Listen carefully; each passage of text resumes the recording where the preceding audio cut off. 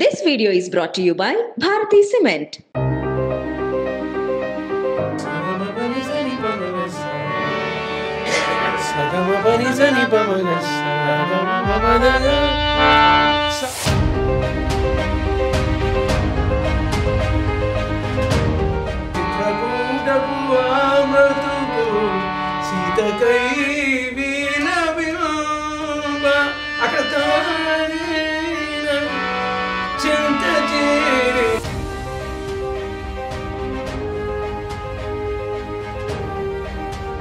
అందరూ ఇంట గెలిచి రచ్చ గెలవమంటారు కదా. మీరు రచ్చలు గెలిచారు, ఒక రచ్చ కాదు 2-3 రచ్చలు గెలిచి రచ్చ చేసి ఇంట గెలిచారు. మలరే మౌనమా ఉంది కదా, అది పాడిందేమో ఎస్పి బాలసుబ్రహ్మణ్యం, జానకి గారు. వాళ్ళిద్దరూ తెలుగు వాళ్ళు. దాని అద్భుతమైన స్వరరచన చేసింది మీరు తెలుగువారు.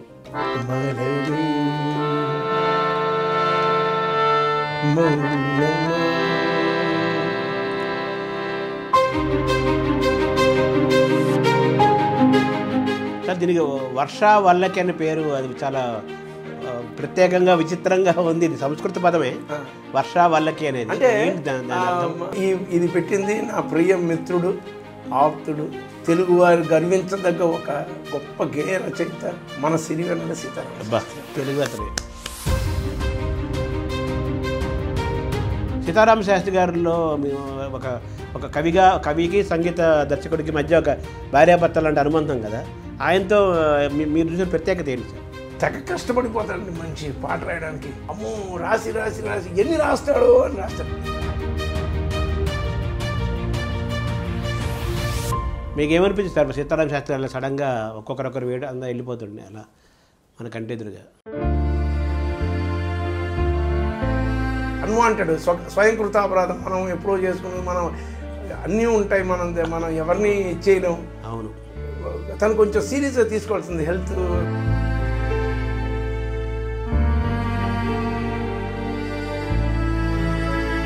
సార్, బాలుగారికి మీరంటే ఎందుకు అంత ఇష్టం? తెలియదండి, ఆయన నాకు ఒక అవధూత లాగా అనమాట, దేవదూత అనమాట ఆయన.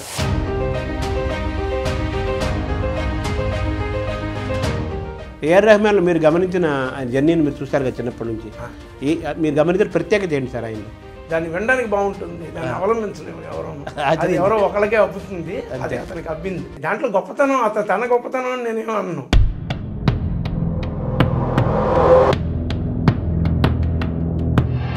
పల్లీ పట్టణ రాష్ట్రసీమల సభాభాగములందింతకున్ మల్లీసూనమరందసారం కవితా మహాత్మ్యమున్ గూర్చి విద్వల్లోక భ్రమర ప్రమోదరుచుల్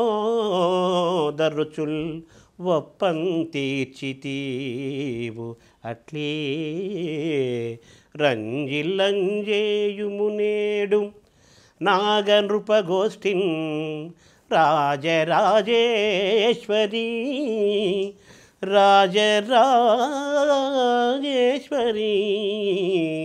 రాజరాజేశ్వరీ.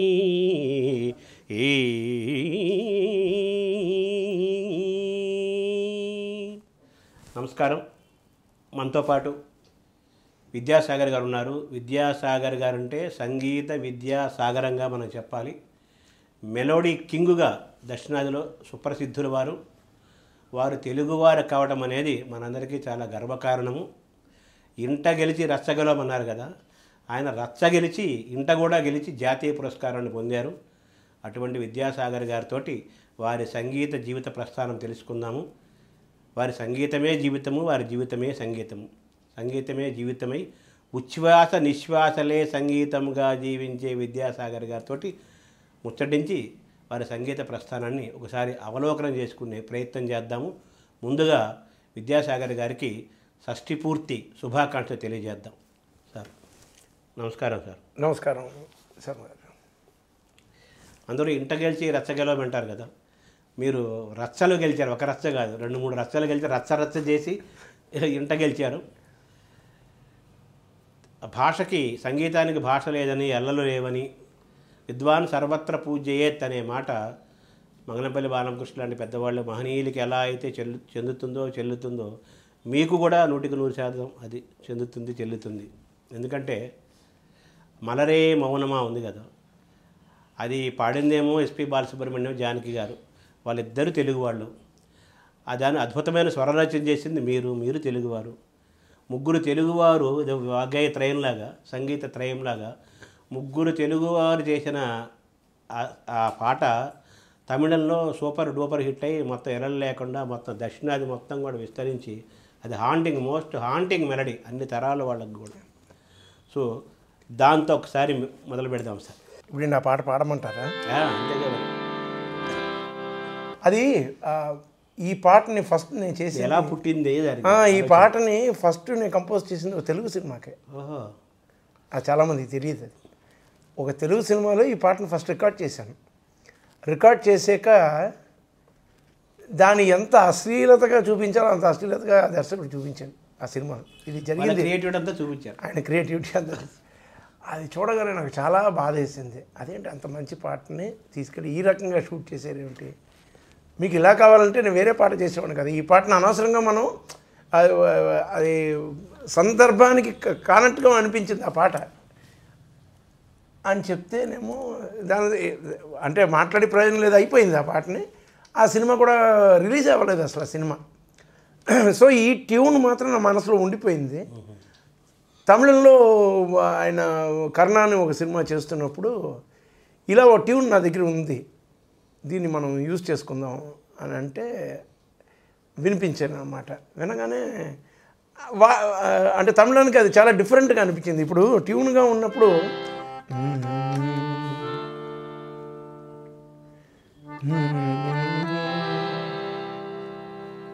ఇంత గ్యాప్ ఉంది. సో ఇది ఆ అంటే నేను చెప్పేది ఆ టైంలో ఉన్న సాంగ్స్కి చాలా వైవిధ్యంగా అనిపించింది అనమాట. పూర్తి భిన్నంగాను. అంటే అప్పుడు అన్నీ ఎక్కువ వెస్ట్రన్ సాంగ్స్ వచ్చేవి, అటు అలాగే ఫాస్ట్ పేస్ సాంగ్ ఉన్నప్పుడు ఇది చాలా స్లో పేస్ సాంగ్ అండ్ అది మందస్థాయిలో పాట ఇప్పుడు అని చెప్పేసి దానికి. కానీ నేను చెప్పాను చాలా గొప్పగా తయారవుతుంది ఈ పాట అని చెప్పేసి రాసిన తర్వాత పాడాక ఇంకా నాకు తమిళనాట నాకు ఒక అడ్రస్ అనమాట. ఇవాళ దాకా ఆ పాట చెప్తే అంటే ఆ పాటే నాకు అంత గుర్తింపు తీసుకొచ్చింది. అసలు ఫస్ట్ అందరూ తెలియజూసి ఎవరి విద్యాసాగర్ని అనిపించుకున్న పాట అనమాట అది. So it is very close to my heart. And ఏంటి ఆ పాటే నేను అనమాట, నేనే ఆ పాట. ఇప్పుడు ఆ పాట చెప్పిన వెంటనే నేను గుర్తొస్తాను వాళ్ళకి. అవును, అలాగా మీరు అనగానే ఆ పాట గుర్తొస్తాను. అది అంటే మలరే మౌనమే వేదమా అన్నారు కదా, ఇప్పుడు ఆయన మాట్లాడిందే వేదం అంటారు. మీరు ఏది చేసినా వీళ్ళకి వేదం అయిపోయింది. ఒకసారి అదే అంటారా సార్?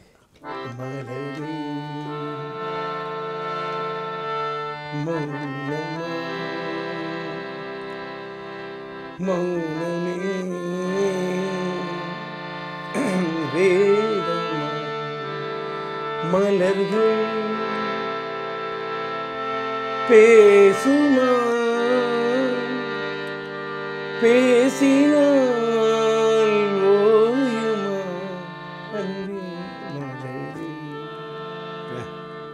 చివరిలో జానకి గారు మూత అంటారు కదా, మలరే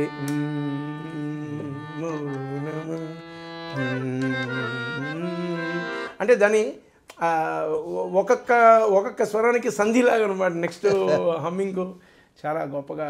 అంటే అది జరిగినప్పుడు ఒక ఇన్సిడెంట్ జరిగింది, అది మీతో చెప్పాలి. ఏంటంటే ఈ పాట చాలా భిన్నంగా ఉంది, అప్పటికి ఉన్న పాటలలో భిన్నంగా అనిపించింది. ఒక క్లాసిజం ఉన్న పాట. ఇంతవరకు నేను ఊహించగలిగాను ఈ పాట it will make a good impact, audience విన్న వాళ్ళందరికీ చాలా నచ్చుతుంది అన్నంతవరకే నా యొక్క ఊహ ఉండింది. ఆ కాలంలో ఇది తెలుగు వాళ్ళకి చాలామంది తెలియదు అనమాట. చెప్పాలి, ఇంట్రెస్టింగ్ విషయం చెప్పాలి నేను. బాలుగారు ఆ టైంలోనేమో ఎక్కువ ఆయన కొంచెం వాయిస్ ట్రైన్ ఉండడం వలన సాయంకాలం 6 పైన ఏ పాట పాడరు ఆయన. అంటే ఏ పాటలు అయినా మార్నింగ్ టు ఈవినింగ్ వరకే. 6 తర్వాత ఆయన వాయిస్ స్ట్రెస్ తీసుకొని మళ్ళీ మర్నాడు పాడడం, ఇది ఆయనకి వోకల్ కార్డ్ కొంచెం ఇబ్బంది వచ్చిన సమయంలో అనమాట. ఈ పాట రికార్డ్ చేస్తున్నప్పుడు ఆ టైం అనమాట. కాబట్టి ఆయన ఆవేళ నాకు ఇంకో పాట పాడారు, వేరే సినిమాకి వేరే పాట పాడారు. పాడి 5:15 అయింది, ఆ పాట అయిపోయింది. ఇంకా ఆయన పెట్టి బేడ సర్దుకొని బయలుదేరడానికి రెడీ అవుతుంటే నేను చెప్పిన ఇంకో పాట ఉంది, పాడలేరు. నీకు తెలుసు కదా విద్య, రేపు వచ్చి పాడతాను. నేను పర్వాలేదు రేపే పాడదాను, ఏం అవసరం లేదు, కానీ ఒకసారి పాట వినేసి వెళ్ళిపోండి. ఎవరు పాడారు? డ్యూయెట్ అని అడిగాడు. అవును, జానకమ్మ గారు పాడారు. అప్పుడు రికార్డ్ అయిపోయింది జానకి గారి వర్షం. ఆవిడది తీసాను, ఆల్రెడీ తీసి ఆవిడ వర్షన్ ఉంది, ఈయన పాడాల్సింది ఉందన్నమాట ఇంకా బ్యాలెన్స్. అంటే అవునా సరే అని చెప్పేసి ఆయన మేనేజర్, అప్పుడు విఠల్ కదా కూడా, ఇప్పుడు విఠల్ ఉండేవాడు, విఠల్ బ్యాగ్ పెట్టి అని చెప్పేసి కారుకు పంపించాడు. ఆయన లోపలికి వచ్చి కూర్చున్నాడు, పాట ప్లే చేసాం. విన్న తర్వాత ఇలా తలకాయ దించుకున్నారు ఒక 5 నిమిషాలు. విఠల్ బ్యాగ్ తీసుకున్నాను. ఈ పాట ఇవాళ పాడకుండా వెళ్తే నేను పాపం చేసిన వాడిని అవుతానని చెప్పేసి లోపలికి వెళ్ళి 6:15కి మొదలెట్టి 11:30 దాకా పాడారు ఆ పాటను. ఇది చాలామందికి తెలియదు, నేను చెప్పాలి. అంటే మాలో బాలుగారు సూపర్ ఫాస్ట్గా పాడతారు కదా, ఆ పాటను పాడేశారండి ఆయన, అరగంటలో గంటలో పాడేశారు ఆయన. ఆయనకి తృప్తి లేదు, ఆయనకి ఏమిటంటే ఇంకా నేను బాగా పాడాలి 11:30 దాకా. నేను అన్నాను చాలు బాగా వచ్చే చాలా టేకులు ఉన్నాయంటే, విజయ్ నువ్వు ఊరినే ఉండు, నేను పాడుతుంటాను, నువ్వు కావలిస్తే అన్నీ ఆఫ్ చేసుకొని మీరు ఇంటికి వెళ్ళిపోండి, నేను పాడుతూనే ఉంటానని చెప్పి ఆయన 11:30 దాకా పాడారు. పాడిన తర్వాత ఆ టైంలో కొంచెం ఆయన భారీగా ఉండేవాడు మనిషి, హెవీ పర్సనాలిటీ. పాడేసి అందరం ఓకే అన్నాం, అందరికీ చాలా హ్యాపీ ఆయన పాడిన విషయం. 11:30కి లోపలికి వచ్చాడు. ఆయన వస్తూనే మోకాళ్ళ మీద పడిపోయాడు, మోకాళ్ళ మీద పడిపోయి 2 చేతులు వచ్చి, ఈ పిక్చర్ డైరెక్టర్ మీరు, ప్రొడ్యూసర్, ఒక పాఠకుడికి దొరికే పాట చాలా అరుదైన పాట అది. ఇక్కడ మేము కురించి మల్లర్ అంటారు తమిళ్లోని, అంటే 12 years వన్సే ఒక పుష్కరానికి ఒకసారి పూస్తుంది అనమాట పువ్వు. అది ఇక్కడ ఉన్న అటువంటి పువ్వు లాంటి పాట ఇది, ఎప్పుడో చాలా అరుదుగా వచ్చే పాటనే. మీరు చిత్రీకరణ చేసినప్పుడు ఇది ఎల్లకాలం నిలిచిపోయే పాట. దీన్ని చిత్రీకరణ మీరు చేసినప్పుడు మాత్రం ఎటువంటి అశ్లీలత లేకుండాను, ఎప్పుడు ఎవరు చూసినా సరే చాలా రమ్యంగా, మీరు ఇట్స్ లవ్ సాంగ్ డ్యూయెట్, కానీ దాన్ని చాలా నాగరికతతో మీరు తీయండి, అశ్లీలత వద్దు దయచేసి, ఇది నా మాటగా మీరు మన్నించి ఈ టైప్లో ఈ ఒక సాంగ్ మాత్రం అలా పిక్చర్ వచ్చేది, మిగతా సాంగ్లు ఎలాగైనా తీసుకోండి, కానీ ఈ ఒక పాట మాత్రం ఇది ఎల్లకాలం నిలిచిపోయే పాట. ఎప్పుడు ఈ పాటని చూసినా మనకి మనసును రంజింపజేసే విధానంగా ఉండాలి పిక్చరేషన్ చెప్పి, ఇది నా యొక్క పర్సనల్ రిక్వెస్ట్ అని చెప్పి లేచి నించుని నన్ను కౌగిలించుకొని ఒక గంట సేపు మాట్లాడుకుని ముచ్చరించుకొని 12:30కి వెళ్ళారు ఆయన. ఆయన అంత దీర్ఘదర్శనం. ఇవాళకి ఆ పాట రికార్డ్ చేసి 30 years అయింది. కానీ ఇవాళకి ఆ పాట తాలూకా ఫస్ట్ బ్యాక్గ్రౌండ్ వినిపించిన వెంటనే తమిళనాట కాదు, ఎక్కడ ఎవరున్నా సరే, ఏ దేశంలోనే సరే, తమిళియన్స్ ఉన్నారంటే that song demands and commands respect. ఒక ప్రార్థనా గీతం ఉన్నాగా వాళ్ళకి, అది అంత పెద్ద ఇంపాక్ట్ చేసింది. It was a turning point for me also. It made my mark, అంటే so and so he's arrived on the scene అన్నట్టుగా అన్నమాట. అంతే మీ ముద్ర, నా ముద్రగా తయారైంది. అది 30 ఏళ్ళు 3 దశాబ్దాలు అయిపోయింది కదా. జానకి గారు ఏమన్నారు సార్ దానికి? జానకి గారు ఏమనలేదు, ఆవిడ పాడినప్పుడు బాగుంది పాట అన్నారు, అంతవరకు పాడేసి వెళ్ళిపోయారు. ఆవిడ అంటే హాఫ్ పోర్షనే కదా ఆవిడకి, అందులో సగమే పాడారు, కరెక్షన్ చేస్తూ ఆవిడ పాడేసి వెళ్ళిపోయారు. బాగుంది, చాలా బాగుంది పాట అన్నంతవరకు ఆవిడ చెప్పి, ఈయన పాడినప్పుడు పూర్తి చెందింది కదా పాట. ఇప్పుడు ఫిమేల్ అండ్ మేల్ మొత్తం వింటున్నాం, కంప్లీట్ వర్షన్ వింటున్నాం. అది విత్ మ్యూజిక్, అది అద్భుతం సార్. దీనికి వర్ష వల్లకి అనే పేరు, అది చాలా ప్రత్యేకంగా విచిత్రంగా ఉంది. ఇది సంస్కృత పదమే, వర్ష వల్లకి అనేది. అంటే ఎవరు పెట్టారని పేరు? ఇది పెట్టింది నా ప్రియ మిత్రుడు, ఆప్తుడు, తెలుగువారు గర్వించదగ్గ ఒక గొప్ప గేయ రచయిత మన సిరివెన్నెల సీతారామ తెలుగు అతనే. సో ఆయన పెట్టాడు ఈ పేరు. నాకు చాలా క్లోజ్ ఫ్రెండ్ అండి, చాలా పాటలు చేసాం, చాలా పని చేసాం, అన్నీ చేసాం. చాలా ఆప్తమిత్రుడు తను. ఈ స్టూడియో నేను కడుతున్నాను, దానికి ఒక పేరు చెప్పు అంటే అర్ధరాత్రి ఫోన్ చేస్తే వర్షం పడుతుంది. ఎప్పుడు చెప్పాలి పేరు అన్నాడు, ఇప్పుడు చెప్పు అన్నాను. సరే వర్షం వల్లకి పెట్టుకోండి అన్నాడు. అంతే. అప్రమత్తంగా ఊరికి అసలు అనాలోచితంగా వచ్చేసింది. ఆసుగా చెప్పాడు అప్పుడు. ఆసుగా చెప్పేశాడు. అది పెట్టామన్నమాట. వల్లకి అంటే వీణ కదా. వీణ అంటే వర్షపు చినుకులతో చేసిన వీణ అని చెప్పేసి చాలా అబ్స్ట్రాక్ట్ నేమ్ అన్నమాట. అది అతను ఊహించాలి. అది దాని మీరు రాగంగా ఏదో చేశారు కదా. లేదు, అది మేము ఊరినే ట్రై చేస్తుంటే ఓ రాగం, ఈ రాగం పేరు పెట్టుకుందాం అని చెప్పేసి అంతే తప్పించి దాన్ని ఇంకా కంప్లీట్ చెయ్యాలి. అదే వంట వండుతారు. వంట అవును. ఒకసారి అది ఇప్పుడు దాకా లేదు అంటే ఇప్పుడు సగమద సదమగ అన్నది ఈ 4 స్వరాలతోనే ఉన్నది. రాగం ఏదైనా ఉందా అని ఎవరినో మనకి తెలిసిన వాళ్ళని అడిగితే వాళ్ళు క్లాసికల్ మ్యూజిషియన్స్ లేదండి అని అంటే ఇదేదో కొత్త రాగంలో ఉంది, ఇలాంటి రాగం లేదు అంటే ఇప్పుడు జన్య రాగాల్లో కానీ మన ఇష్టమే కదా ఇప్పుడు అని అన్నప్పుడు వాళ్ళు దానికి ఈ పేరే పెట్టేయండి వర్ష వాళ్ళకి దానికి పేరు పెట్టి. రాగాలు అనంతం అన్నారు కదా. దీనికి కీర్తనలాగా లేదు, నేను అది ట్రై చేస్తున్నాను, ఇంకా సరిగ్గా నాకు కుదరలేదు. జరుగుతుంది. సరే, సీతారామ శాస్త్రి గారి ముచ్చట వచ్చింది కాబట్టి ఆయనకి మీరు చేసిన పాటలు మీ ఇద్దరి అనుబంధం కొంత చెప్పండి సార్, కొంచెం మాట్లాడుకుందాం. మేము చేసింది ఇది చాలామందికి తెలియదండి. నా ఫస్ట్ సినిమా నేను చెప్పొచ్చిన విషయం చాలా ఆశ్చర్యంగా ఉంటుంది, నాకే ఆశ్చర్యం వస్తుంది ఇవాళ. నా ఫస్ట్ సినిమా ధర్మతేజ తెలుగులో. ఆ సినిమాకి సుధాకర్ రెడ్డి గారు ప్రొడ్యూసర్, కళ్యాణి ఫిల్మ్స్. ఆయన నన్ను ఫస్ట్ పెట్టుకున్నప్పుడు ఏం చెప్పారనమాట, తమిళ సినిమా పూందొట్ట కావల్కారని ఒక సినిమా బాగా ఆడుతుంది, ఆ సినిమాని వాళ్ళు కొనుక్కున్నారు రైట్స్, దాన్ని రీమేక్ చేస్తున్నారు కృష్ణరాజు గారితో. సో దాంట్లో ఉన్న పాటలు 2 అప్పటికే బాగా ఇక్కడ ప్రాచుర్యం పొందున్నాయి అన్నమాట తమిళనాట. దానికి మ్యూజిక్ ఇళయరాజా చేస్తున్నారు. వీళ్ళు ఏం చేశారు, ఆ పిక్చర్ని ఎలాగో తీసుకున్నాం, అదే స్టోరీ చేస్తున్నాం కాబట్టి, ఆ రైట్స్ తీసుకున్నాం కాబట్టి ఆ పాటల్ని చిత్రీకరణతో అలాగే మనం పెట్టేద్దాం అన్నది వాళ్ళ ఉద్దేశం. సో నేను ఫస్ట్ రోజు ఆయన కలుస్తున్నప్పుడు ఆయన నాతో చెప్పింది ఏంటంటే 2 పాటలు అలాగే ఉంచేస్తాం, ఇంకోటి ఏదో ఆయనకి వేరేదో ఎవరితోనో ఆబ్లిగేషన్ ఉందిటో ఓ పాట చేయించుకోవాలట, ఇంకోటి ఏదో చేయాలట, నన్ను ఒక పాట మాత్రం చేయమన్నారు. చెప్తే నేను నమస్కారం పెట్టి వెళ్ళొస్తాను సార్ నన్ను. ఆయన అప్పటిదాకా అలాగా ఆయన అఫెండ్ అయిపోయాడు అనమాట. అదే నేను వెళ్ళిపోతానంటే నేను అన్నాను, అసలు నేను ఎవరు, నేను ఏం చేస్తానన్నది మీకు తెలియదు, నన్ను ఒకటే పాట ఇచ్చి నన్ను చేయమంటే నాకు అది ఇంట్రెస్ట్ లేదు సార్, నేను చేస్తే అన్ని పాటలు చేస్తాను, I have to prove my self, this my first film అని చెప్పాను.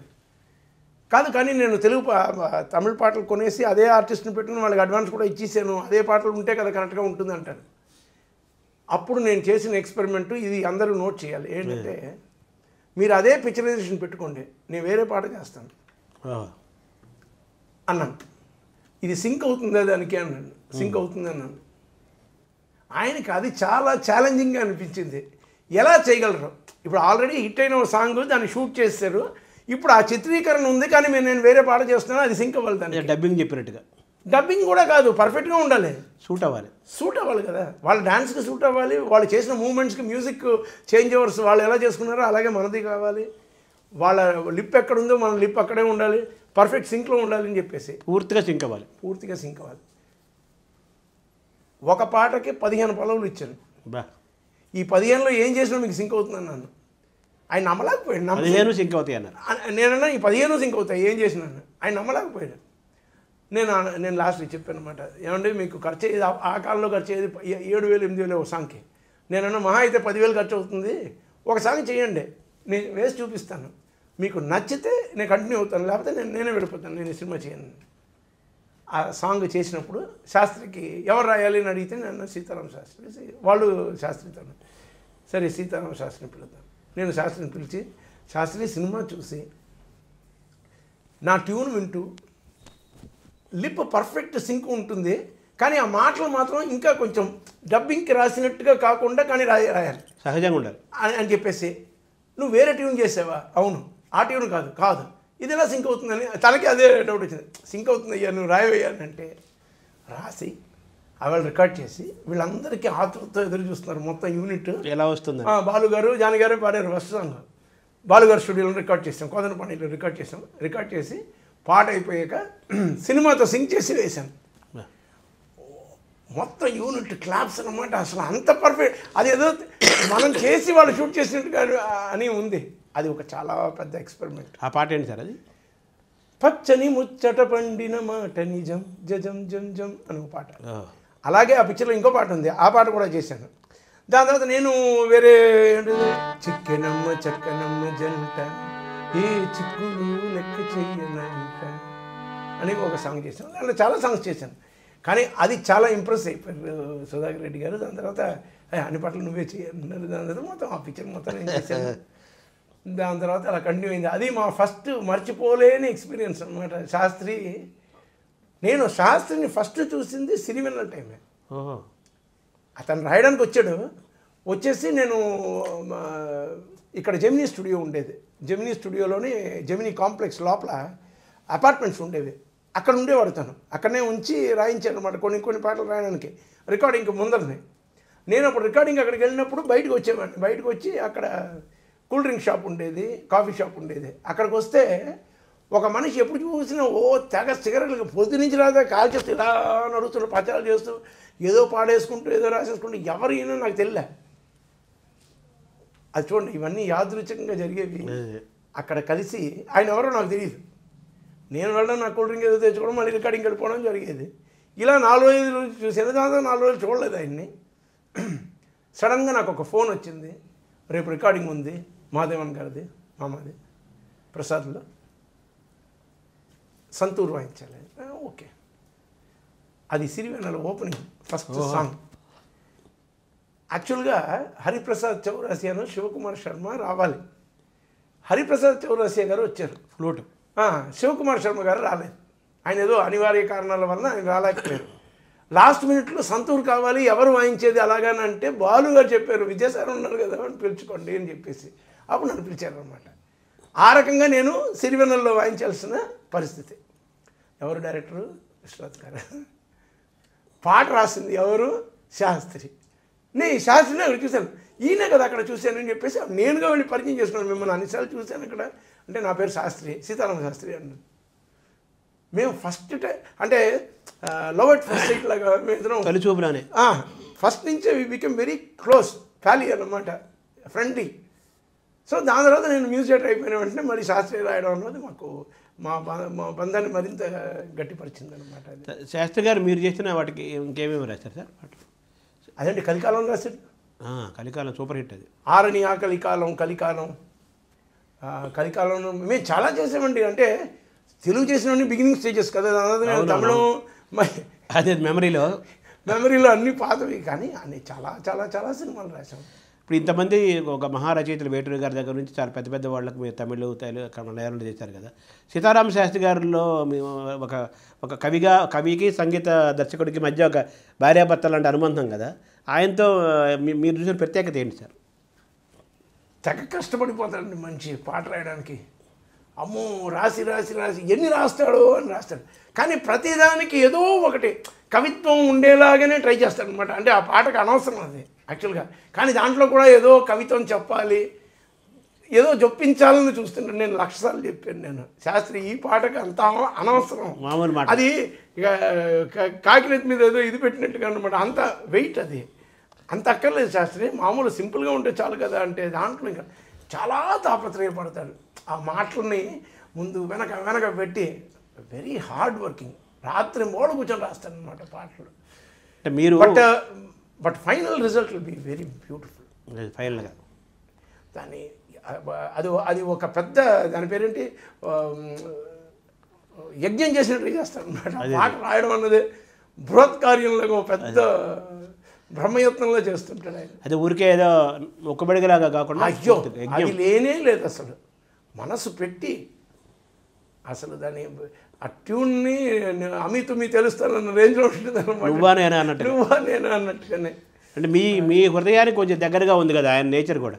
ఇప్పుడు మీరు 15 పల్లవులు ఇచ్చారన్నారు, ఆయన కూడా 15 పాటలు. అవును, ఆయన పల్లవులు అదే 15 పల్లవులు ఇస్తాడు. అదే 8 పల్లవులు 10 పల్లవులు అలా వెళ్ళేవి. దాని తర్వాత ఆఫ్టర్ సమ్ టైం తగ్గుతుంది కానీ బట్ అదే ఆ జోరు ఉంటుంది అసలు. దీనికి ఏది తీసుకోవాలి అంటే ఒక్కొక్క దాంట్లో ఒక్కొక్క థాట్ ప్రాసెస్, ఒక్కొక్క పల్లవిలోనూ ఒక్కొక్క ఆశయం, ఒక్కొక్క న్యూ టైప్ ఆఫ్ ఇది చేస్తుంటారు. తర్వాత మీరు మీ ఇద్దరు కాంబినేషన్లో మీకు ఒక ఏదైనా హాంటింగ్ ఏమైనా ఉందా సార్ సాంగ్ ఏదైనా?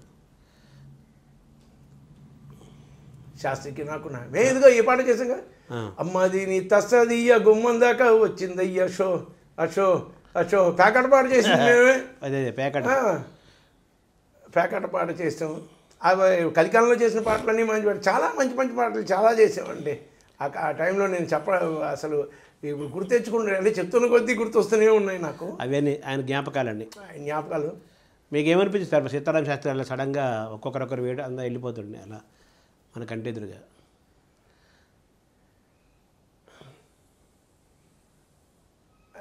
ఇది అకాల మరణమే సార్. అది నేను అది అన్వాంటెడ్ స్వయంకృత అపరాధం. మనం ఎప్పుడో చేసుకున్నది, మనం అన్నీ ఉంటాయి, మనం ఎవరిని చేయలేం.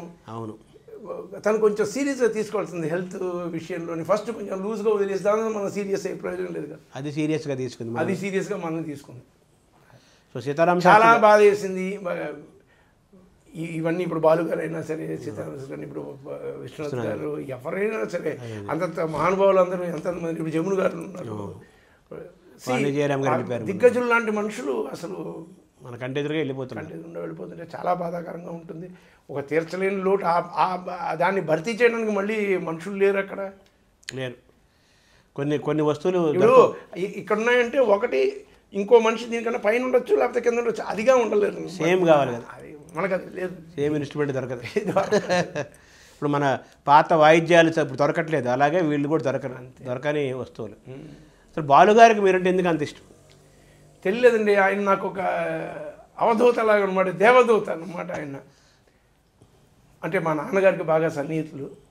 నాకు చిన్నప్పటి నుంచి ఆయన చూస్తున్నాను. ఆయన రికార్డింగ్లు వాయించినప్పుడల్లా నేను వాయించేవాడు అదే రికార్డింగ్లో. చాలా చిన్నప్పుడు నేను ఆల్మోస్ట్ 11-12 ఏళ్ళ నుంచి 11 ఏళ్ళ నుంచి నేను రికార్డింగ్స్ వాయిస్తున్నాను ప్రొఫెషనల్గా. సో బాలుగారు ఎన్ని థియేటర్లు వెళ్ళి పాడుతుంటే ఆ మ్యూజిక్ డైరెక్టర్లు అందరూ నాకు ఆ చనువు ఇచ్చారనమాట. మరీ చిన్న కూరాను కదా, సరే తను వచ్చి టేక్లోనే వాయించేవాడిని నేను చాలామంది మ్యూజిక్ డైరెక్టర్స్కి. అలా నన్ను ఆయన చూస్తూనే పెరిగిన ఇది ఒకటి. ప్లస్ నేను చాలామందికి నేను అసిస్టెంట్గా వర్క్ చేశాను. అప్పుడు పాట నేర్పించాల్సింది నేనే బాలుగారికి. ఈ రకంగా మాలో సన్నిహితం. ఆయనకి నేనంటే ఒక అపారమైన ఒక ప్రేమ నా పట్ల. ఏమంటారు, నా యొక్క శక్తి సామర్థ్యాల మీద ఆయనకు అంత కాన్ఫిడెన్స్ ఉండేది. తను ఇవన్నీ చేయగలడు అన్నది అదనమాట. అంటే మీ మీద మీకంటే ఆయనకి ఎక్కువ ఉండేది. నా యొక్క దీని మీద విశ్వాసం ఆయనకి. అన్ని చోట్ల చెప్తుంటారు ప్రత్యేకంగా, మనం అడిగినా అడగకపోయినా ఆయనే చెప్తుంటారు మీ గురించి. నా దృష్టిలో పాత తరం తర్వాత కేవి మహాదేవన్ గారు వాళ్ళ తర్వాత జనరేషన్లో అంత విద్య తెలిసిన వాడు, అంత ప్రతిభావంతుడు, అంత క్రియేటివ్ ఎవరు లేరు, విద్యాసాగర్ ఒక్కడే. ఆ విద్యాసాగర్ని మనం సంపూర్ణంగా సద్వినియోగం చేసుకుంటే మనకు మంచిది. అతనికి కాదు, అతను ఇక్కడ కాదు, ఇంకో చోట అతను ఫ్లరిష్ అవుతున్నాడు ఆల్రెడీ. మనం అతను సక్రమంగా వినియోగించుకోవాలని ప్రతి చోట చెబుతుంటారు. సరే, పాడుతా తీయగలు మీరు చాలాసార్లు మీరు మాట్లాడారు కూడా. ఆ పాడుతా తీయగల సందర్భంలో రాజేశ్వరరావు గారిది ఒక ట్యూన్కి మీరు ఎందుకు అంత ఇదైపోయారు? ఏదండి? ఎస్ రాజేశ్వరరావు గారిది ఆయన వినిపించారు ఒకటి. నేను మాస్టర్ గారు అంటే నాకు అసలు ప్రాణం sir. One of the greatest composers of India. నేను చూసిన ఇంతమంది విన్నాను, ఎన్ని చూశాను. మాస్టర్ గారిది. సార్ మీరు ఎవరెవరి దగ్గర చేశారు సార్? నేను సుశల దక్షిణామూర్తి దగ్గర పనిచేశాను. రాజేశ్వరరావు మాస్టర్ గారు, పెండియాల గారు, ఇంకా ఎవరు ఎంఎస్ మాధవన్ గారు, మలయాళంలో ఎంతమంది మ్యూజిక్ ఉన్న ఆర్డి బర్మన్తో చేశాను. దాని తర్వాత ఆర్డి బర్మన్కి రీరికార్డింగ్ నేను చేశాను. అంటే ఆయన మ్యూజిక్ ఆయన చేయలేకపోయాడని చెప్పేసి నేను చేశాను రీరికార్డింగ్. దాని తర్వాత నేను అందరికీ వర్క్ చేశాను సార్. నేను చక్రవర్తి గారికి చేశాను, సత్యం గారికి వర్క్ చేశాను, శంకర్ గణేష్, ఇళయరాజా, అందరు. సుశల దక్షిణామూర్తి గారు ఆ పేరు మరి మన సల్లితరాగ సుధారససారం, అది అద్భుతమైన సినిమా కదా రతన్ సార్. అంటే నేను మరీ చిన్నగున్నాను అనమాట. ఆయన అప్పటికే మంచి వయసు. ఏదో ఒక డబ్బింగ్ సినిమాను అయింది, ఏదో ఒక సినిమాకి నేను ట్యూబులర్ బెల్స్ వాయించాను అనమాట. అది గుర్తుంది నాకు, ఆ పేరు గుర్తుంది. అంటే వాళ్ళ దగ్గర నుంచి మీకు ఏం నేర్చుకున్నారు సార్ ఆ తరం? అప్పుడు నేర్చుకుంది ఏం లేదు సార్, వాళ్ళని చూడండి నాకు అసలు మరీ చిన్న కుర్రాడిని. అంటే సంగీత పరంగా కాదు, అంటే మామూలుగా కెరీర్ పరంగా గాను మనం ఒక దర్శకుడిగా రాణించడం అంటే అది అప్పుడు నేర్చుకున్న దానికంటే over a period of time మనకి తిరిగి చూసినప్పుడు వీళ్ళందరూ ఏమిటి అని అన్నప్పుడు అందరూ మంచి సంగీతజ్ఞులు, బేసికల్గా the qualification for a good composer you need to know music first. Fundamental అది. Fundamental basic. ఇంజనీర్ అంటే ఇంజనీరింగ్ చదవాలండి. అవును. 10వ క్లాస్ చదివి నేను మంచి ఇంజనీర్ అయిపోతానంటే ఎలా అవుతుంది అది? ఐ మీన్ దానికి అలవ్ చేయరు కదా. మరి ఏం తెలియకుండా నేను మాత్రం మ్యూజిక్ అయిపోతాను, లేకపోతే నేను అన్ని తప్పే. వాళ్ళ ముందు జ్ఞానం, వాళ్ళకున్న జ్ఞానం అపారమైన జ్ఞానం. అది మాత్రం కాకుండా ఒకళ్ళనొకళ్ళు అనుసరించి ఏం చేయలేదు. వాళ్ళకి ఒక వివిధమైన శైలి ఉండేది, వాళ్ళకి ఒక పంధ, వాళ్ళ శైలిలోనే వాళ్ళు కొట్టుకొచ్చి నెక్కొచ్చి వాళ్ళకి ఒక నేమ్ క్రియేట్ చేస్తారు. ఎవరి ముద్ర వాళ్ళదే, ఎవరి ముద్ర వాళ్ళదే. ఎవరి తాలూకా అనుకరణ లేదు, ఏం లేదు. వాళ్ళ ఇండివిజువాలిటీ. అండ్ వాళ్ళ లైఫ్లో డిసిప్లిన్గా వాళ్ళు the way they conducted themselves in the recording studios కానీ లేకపోతే ఎక్కడైనా సరే వాళ్ళని వాళ్ళు క్యారీ చేసుకున్న విధానం, ఏ రకంగా ప్రవర్తించారు, ఏ రకంగా మ్యూజిషియన్స్తో ప్రవర్తించేవారు, ఏమిటి, ఇవన్నీ లెర్నింగ్ ఫ్రమ్ ఎవ్రీ వన్. అంటే మీరు 11 ఏళ్ల వయసు నుంచే, మీరు 10-11 ఏళ్ల వయసు నుంచే మీరు సంగీతంలోకి వచ్చేసారు. అవునండి. అదే ఎలా నాన్నగారు అంటే మా తాతగారు బొబ్బిలి ఆస్థాన విద్వాంసులు. ఆయన వరాహ నరసింహమూర్తి గారు. మా నాన్నగారు అక్కడి నుంచి చెన్నైకి వచ్చి ఇక్కడ స్థిరపడిపోయారు. ఆయన ఎక్కువ రాజేశ్వరరావు మాస్టర్ గారును పెండియాల నాగేశ్వరరావు గారి దగ్గర. అండ్ అప్పుడు తమిళ, తెలుగు, మలయాళం, కన్నడం అన్నీ చెన్నైలోనే ఉండేవి. మొత్తం అన్ని ఉన్న 4 స్టూడియోలోనే అన్ని వర్క్స్ జరిగేవి. సినిమా సంగీత రాజధాని అది ఉండేది. కాబట్టి అందరూ మ్యూజిక్ డైరెక్టర్కి మా నాన్నగారు పనిచేసేవారు. ఆయన ఒక 4-5 ఇన్స్ట్రుమెంట్లు వాయించేవారు. దాని తర్వాత నెమ్మదిగా ఆయనగా ఇంట్లో నేర్చుకొని కొన్ని ఇన్స్ట్రుమెంట్లు మళ్ళీ ఆయనే డెవలప్ చేసుకొని ఆ టైప్లో, అంటే ఈ ఇన్స్ట్రుమెంట్లు పాతపడిపోతే ఇప్పుడు కొత్త ఇన్స్ట్రుమెంట్లు ఇవి వస్తున్నాయంటే వీటిని నేర్చుకొని ఆయన he was a very hard working, అడ్వాన్స్డ్గా ఉండేవారు.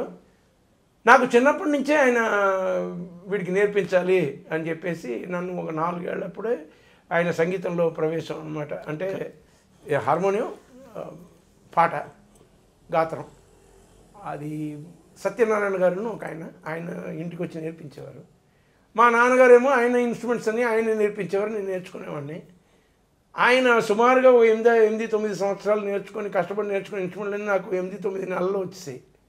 అవలీలగా వచ్చేసి వచ్చి 11 ఏళ్ళకే నేను రెడీ అయిపోయాను రికార్డింగ్ వెళ్ళడానికి. మా నాన్నగారికి ఆశ్చర్యం వేసింది అనమాట. వీడు రెడీ అంటున్నాను. నేను అక్కడ అంటే ఎలా టెస్ట్ చేసేవారంటే అక్కడ రికార్డింగ్ జరుగుతున్నప్పుడు ఆయనే వాయించేవారు. నన్ను అనేవారు, నేను చూస్తూ నేను ఎక్కడ వాయించాలి, ఏం వాయించాలని చెప్పేసి చూసేవాడిని. నాకు ఒకసారి చూడగానే తెలిసిపోయేది అనమాట. ఆయన వాయించేసి టేక్ టైంలో ఆయన పక్క కూర్చొని నన్ను వాయించమని చెప్పారు. అంటే ప్రాక్టికల్గా ప్రాక్టీస్ చేసినట్టుగాను నేను కరెక్ట్గా వాయించేవాడిని. ఇంక దాంతో ఆయన కాన్ఫిడెన్స్ వచ్చిందనమాట. సో ఇంకా ధైర్యంగా వెళ్ళి మ్యూజిక్ దగ్గర మా అబ్బాయి ఒకసారి వాయిస్తాడు చూడండి అంటే, వాళ్ళేమో ఒకసారి వాయించిన తర్వాత రామచంద్ర రాపటి నుంచి నువ్వు వద్దు, మీ అబ్బాయిని పంపించాను ఈ టైప్లో. అలా తండ్రికి ఎసరు పెట్టేశారు మీరు? అలా లేదు, మా నాన్నగారికి అది చాలా సంతోషం. ఆయన ఏంటంటే మనం నేర్పించాం. ఇంకా చాలా చాలా strict person, very disciplined person and very planned life. ఆయన కష్టపడి వచ్చిన మనిషి కదా, జీవితం తెలుసు, ప్రతి దాని తాలూకు విలువలు తెలుసు. దేన్ని అనవసరంగా వృధా చేయడం కానీ, కాలాన్ని వృధా చేస్తే ఆయనకు నచ్చదండి. ఆయనకి నచ్చంది అదొకటి. నాకు అవన్నీ నూరిపోసాను అనమాట. ఇప్పుడు అది పనికి వస్తుంది. ఇప్పుడు నేను నెక్స్ట్ తరాల వాళ్ళకి నేను చెప్తున్నాను, అది మీరు ఏదైనా వృధా చేయనన్న కాలాన్ని వృధా చేయకు, మళ్ళీ రాదు కదా, మళ్ళీ రాదు. కాబట్టి ఆయన అదే చెప్తారు, నాన్న ఏ టైం వేస్ట్ చేయకు, ఖాళీగా ఉన్నాను అనుకోకు, ఆ టైంలో ఏదో నేర్చుకోవడం, చదువుకోవడం, ఏదో ఒకటి చెయ్యి, అది వెనకాతలు నీకు యూస్ అవుతుంది, ఏదో రోజు ఉపయోగపడుతుంది అని చెప్పేసి. సో ఆయన ఒక రకంగా నాకు ఆ స్ఫూర్తినిచ్చి ఇవాళకి నేను సంగీతం నేర్చుకుంటున్నాను అనమాట. స్టిల్ మీరు అనేక ఇన్స్ట్రుమెంట్స్ వాయిస్తారట కదా? అవునండి. అదే ఏమేమి? నేను గిటార్ నేర్చుకున్నాను, పియానో వాయిస్తాను, హార్మోనియం వాయిస్తాను, వైబ్రోఫోన్ వాయిస్తాను, జైలోఫోన్ వాయిస్తాను, ట్యూబ్లర్ బెల్స్ వాయిస్తాను, సంతూర్ వాయిస్తాను. అవును, ఆ రోజు మరి శివకుమార్ శర్మ రాకపోతే మీతోనే సంతూర్ వాయింపు తీశారు కదా. తర్వాత మీరు ఏఆర్ రెహమాన్ మీరు కలిసి నేర్చుకున్నారు ఎక్కడైనా క్లాస్మేట్స్ లాగా సంగీత పరంగా? అవునవును, మేమిద్దరం ఒకే రోజు జాయిన్ అయ్యాం అక్కడ ధనరాజ్ మాస్టర్ దగ్గరికి. వాళ్ళ ఫాదర్ శేఖర్ ఉండేవారు, వాళ్ళు మా నాన్నగారు అందరూ ఒకటిగానే ఉండేవాళ్ళు. కాంటెంపరీ. సో కాంటెంపరీస్ మలయాళం సినిమాల్లో ఆయన ఎక్కువ పనిచేసేవారు అనమాట. నాన్నగారికి బాగా తెలుసు. సో మా అబ్బాయిని చేరుస్తున్నా అంటే మా అబ్బాయిని కూడా జాయిన్ చేస్తాను. అక్కడ ధనరాజ్ మాస్టర్ దగ్గరే నేర్చుకోవడం ఒకే రోజున మొదలుపెట్టాం, ఓ విజయదశమి రోజున. సో మీ ఇద్దరు ఫ్రెండ్షిప్ ఇప్పటికీ అలాగే? అవునవును, ఎక్కడ చూసినా అలా మాట్లాడతాం. అంటే మాట్లాడడానికి ఏమంటారు, ఇప్పుడు తను ఎక్కువసార్లు కలుసుకునే అవకాశం లేదు, ప్రొఫెషనల్గా బిజీ అయిపోయారు కాబట్టి అలాగా వైవిధ్యంగా వెళ్ళిపోయారు. ఏఆర్ రెహమాన్ మీరు గమనించిన ఆయన జర్నీని మీరు చూస్తారు కదా చిన్నప్పటి నుంచి, మీరు గమనించిన ప్రత్యేకత ఏంటి సార్ ఆయనలో? అది ఇప్పుడు చందమామ రాజకుమారుడి స్టోరీలో ఉంటుంది సార్. దాన్ని వినడానికి బాగుంటుంది, దాన్ని అవలంబించలేము ఎవరో, అది ఎవరో ఒకళ్ళకే అబ్బుతుంది, అది అతనికి అబ్బింది, భగవత్ కృప, అంతే అంతే అంతే అంతే అంతే. దాంట్లో గొప్పతనం తన గొప్పతనం అని నేనేమో అన్నాను, అది భగవంతుడి కృప, అలా జరిగిపోయింది, అంతే అంతే. He was chosen for something and he is living his destiny. Is a very good musician. దాంట్లో నేను దాని గురించి చెప్పడం లేదు, బట్ మీరు జర్నీ చెప్పారు కాబట్టి మనిషి తాలూకా పురోగమనం ఇలా కూడా ఉంటుందా అన్నది ఇప్పుడు ఆశ్చర్యంగా. ఆ రాజకుమారుడికి సడన్గా రెక్కలు మొలిచాయి, పైకి వెళ్ళిపోయాడు, చందమామను చూసాడు, లేకపోతే అక్కడ ఎవరో వరించేసింది, సడన్గా గంధర్వ వివాహం అయిపోయింది అని చెప్పేసి మనం కథలు చదవడానికి ఎంత బాగుంటుందో అతని లైఫ్ని చూడడానికి ఎంత బాగుంటుంది, అతను అనుభవిస్తున్నాడు, అంతవరకే తప్పించి మీరు దాన్ని ఫాలో అయిపోయి నేను అలాగే అయిపోతాను అన్నది అది ఎవరి సినిమా వాళ్ళదే. కాబట్టి అంటే మీరు బోలాలి అమలాపురమా? నేను బాగా అమలాపురం సార్. తర్వాత మీరు ఇంకా కంప్యూటర్ సంగీతమే మీకు చదువు? అవునండి. అలాగే చెప్పాలి కదా. తర్వాత మేము ఫస్ట్ మీకు తమిళంలో ఎలా అవకాశం వచ్చింది సార్? ఫస్ట్ మీరు తమిళంలో మ్యూజిక్ డైరెక్ట్ చేసింది? నేను ఫస్ట్ చేసింది తమిళంలోనే చేశాను. అది ఎలా వచ్చింది సార్? అది నేను అప్పుడు చాలామంది దగ్గర అసిస్టెంట్ మ్యూజిక్ డైరెక్టర్గా ఉండేవాడిని. దాని తర్వాత అసోసియేట్ మ్యూజిక్ డైరెక్టర్గా, అసిస్టెంట్ అని కాదు, ఎందుకంటే చేసేదంతా నేనే. అసిస్టెంట్ మ్యూజిక్ డైరెక్టర్ పేరు నాకు నచ్చలేదు. సో నేను ఇప్పుడు అసోసియేట్ డైరెక్టర్ అంటే సగం పని ఆయన చేస్తాడు కదా, నాకు పెట్టండి అని చెప్పేసి ఈ టైప్లో చేస్తున్నప్పుడు రాబర్ట్ రాజశేఖరన్ అని ఇద్దరు డైరెక్టర్స్, ద్వయం అనమాట, ఇద్దరు కలిపి చేసేవాళ్ళు. అదే మన విశ్వనాథన్ రామ్మూర్తి లాగా, రాజా నాగేంద్ర లాగా వాళ్ళిద్దరు చేసేవారు. వాళ్ళిద్దరిది ఒక సినిమా నేను చేశాను, చిన్న పువ్వే మెల్లపేసు అని. పాటలు కానీ, దాని బ్యాక్గ్రౌండ్ మ్యూజిక్ కానీ, మొత్తం బ్యాక్గ్రౌండ్స్ చేయడం కానీ, సాంగ్ బ్యాక్గ్రౌండ్స్ కానీ, ఫిల్మ్కి బ్యాక్గ్రౌండ్ స్కోర్ మొత్తం నేనే చేశాను. వాళ్ళతో బాగా క్లోజ్ అయిపోయింది. దాని తర్వాత వాళ్ళిద్దరూ ఏదో కారణం చేత విడిపోయి ఇండివిజువల్గా సినిమా స్టార్ట్ చేశారు. స్టార్ట్ చేసినప్పుడు ఇద్దరు నన్నే పెట్టుకున్నారు. అలా ఆ రకంగా నాకు తమిళ సినిమాలో అవకాశం. అది మీ ఎంట్రీ కూడా సూపర్ హిట్ కదా, తమిళనాడులో ప్రారంభమే మీరు? లేదండి, కష్టాలే. సినిమాలు వస్తూనే ఉండేవి, ఇప్పుడు సినిమాలు వస్తూనే ఉండేవి, అలాగేదో అలా సినిమా వచ్చేది. కానీ ఏ సినిమాలో పెద్దగా బాగా ఆడినవి కానీ పేరు తెచ్చినవి కానీ ఏమీ లేవు. అలాగే వెళ్ళింది ఫస్ట్ 2 years దాకా అలా వెళ్ళింది. అప్పటికే 4, 6, 7 సినిమాలు చేశాను. దాని తర్వాత తెలుగు సినిమాలు వచ్చాయి. అప్పుడు మొత్తం తెలుగుకి వచ్చేసాను, మళ్ళీ నేను తమిళ వదిలేసాను, తెలుగుకి వచ్చాను. నేను ఈ క్షణంలో నేను చాలా ముఖ్యంగా నా జీవితంలో మీరు అన్నీ మాట్లాడుతున్నారు కాబట్టి నేను ముఖ్యంగా ఈ సినిమా ప్రయాణంలోని, ఈ జీవనయానంలోని నేను చెప్పాల్సిన ఒక వ్యక్తి ఉన్నారు. ఆయన పేరు తమ్మారెడ్డి భరద్వాజ్. అది చెప్పకపోతే అది పాపం. ఆయన అంటే సొంత కొడుకుని కానీ, ఇప్పుడు నేను తమ్ముడు అనుకోండి, పోనీ అలాగనుకోండి, అంత వయసే అనుకోండి, అలాగే ప్రోత్సహించారండి ఆయన. ఆయనతో ఫస్ట్ పిక్చర్ చేసింది అలజడి ఒక అందుకు మంచి బాగా ఆడింది. దాని తర్వాత ఎన్ని సినిమాలు మేము చేసినా సరే ఆ సినిమా ఆడినా ఆడకపోయినా నేనే మ్యూజిక్ డైరెక్టర్ ఆయనకి. ఆయన అలా ఎంకరేజ్ చేశారు. అది ఒక పెద్ద ట్రైనింగ్ పీరియడ్. అండ్ మనకి సినిమా లేదని కాదు, మనం వర్క్ చేస్తూనే ఉన్నాం అన్న ఒక దీన్ని ఆయన క్రియేట్ చేశారు. ఆయన పట్ల ఎప్పటికీ నేను భరద్వాజ్ గారు మీరు చూస్తుంటే అన్న నమస్తే, థ్యాంక్ యూ వెరీ మచ్, ఇది ఆయన చూడాలి. ఆయనకి ప్రత్యేకంగా నేను చెప్పడం కాదు, ఈ రకంగా చెప్పడంలోనే ఆయనకి I feel this is right way to పబ్లిక్గా నేను ఆయనకి చెప్పాలి. I'm so indebted to that great person. నాకు సంబంధించినంత వరకు నా యొక్క జీవితంలోనే చాలా ముఖ్యమైన one of the important people is Tammareddy Bharat. సరే, మీకు ఎక్కువ అర్జున్తో ఎక్కువ సినిమాలు చేశారు కదా మీరు, అది ఎలా జరిగింది సార్? అది నేను అప్పుడు ముగ్గురు మనగాళ్ళు చేశాను సార్. చిరంజీవి ఆయన పిక్చర్ చేసినప్పుడు ఆ పిక్చర్ ఆ టైంలో బాగా ఆడలేదు, సుమారుగానే ఆడింది. ఆ పాటలని ఇవాళకి హిట్ అవుతుంది, అది వేరే విషయం. బట్ ఆ టైంలోనేమో అనుకున్నంత హిట్ అవ్వలేదు ఆ సినిమా. అప్పుడు నాకు వచ్చిన అవకాశం జై హింద్ అని ఒక తమిళ సినిమా, అది అర్జున్ది. దానికి మ్యూజిక్ చేశాక ఆ పిక్చర్ బాగా ఆడింది. దాని తర్వాత సినిమా చేసింది కర్ణ, దాంట్లోనే మేము మలరే మౌనమా పాట. ఇంకా దాని తర్వాత మొత్తం కంటిన్యూస్గా మేము ఇద్దరం కలిపి 4-5 సినిమాలు చేసాం. ఎక్కువ సినిమాలు ఏం కాదు, 4 సినిమాలు చేసింటాం, 5 సినిమాలు.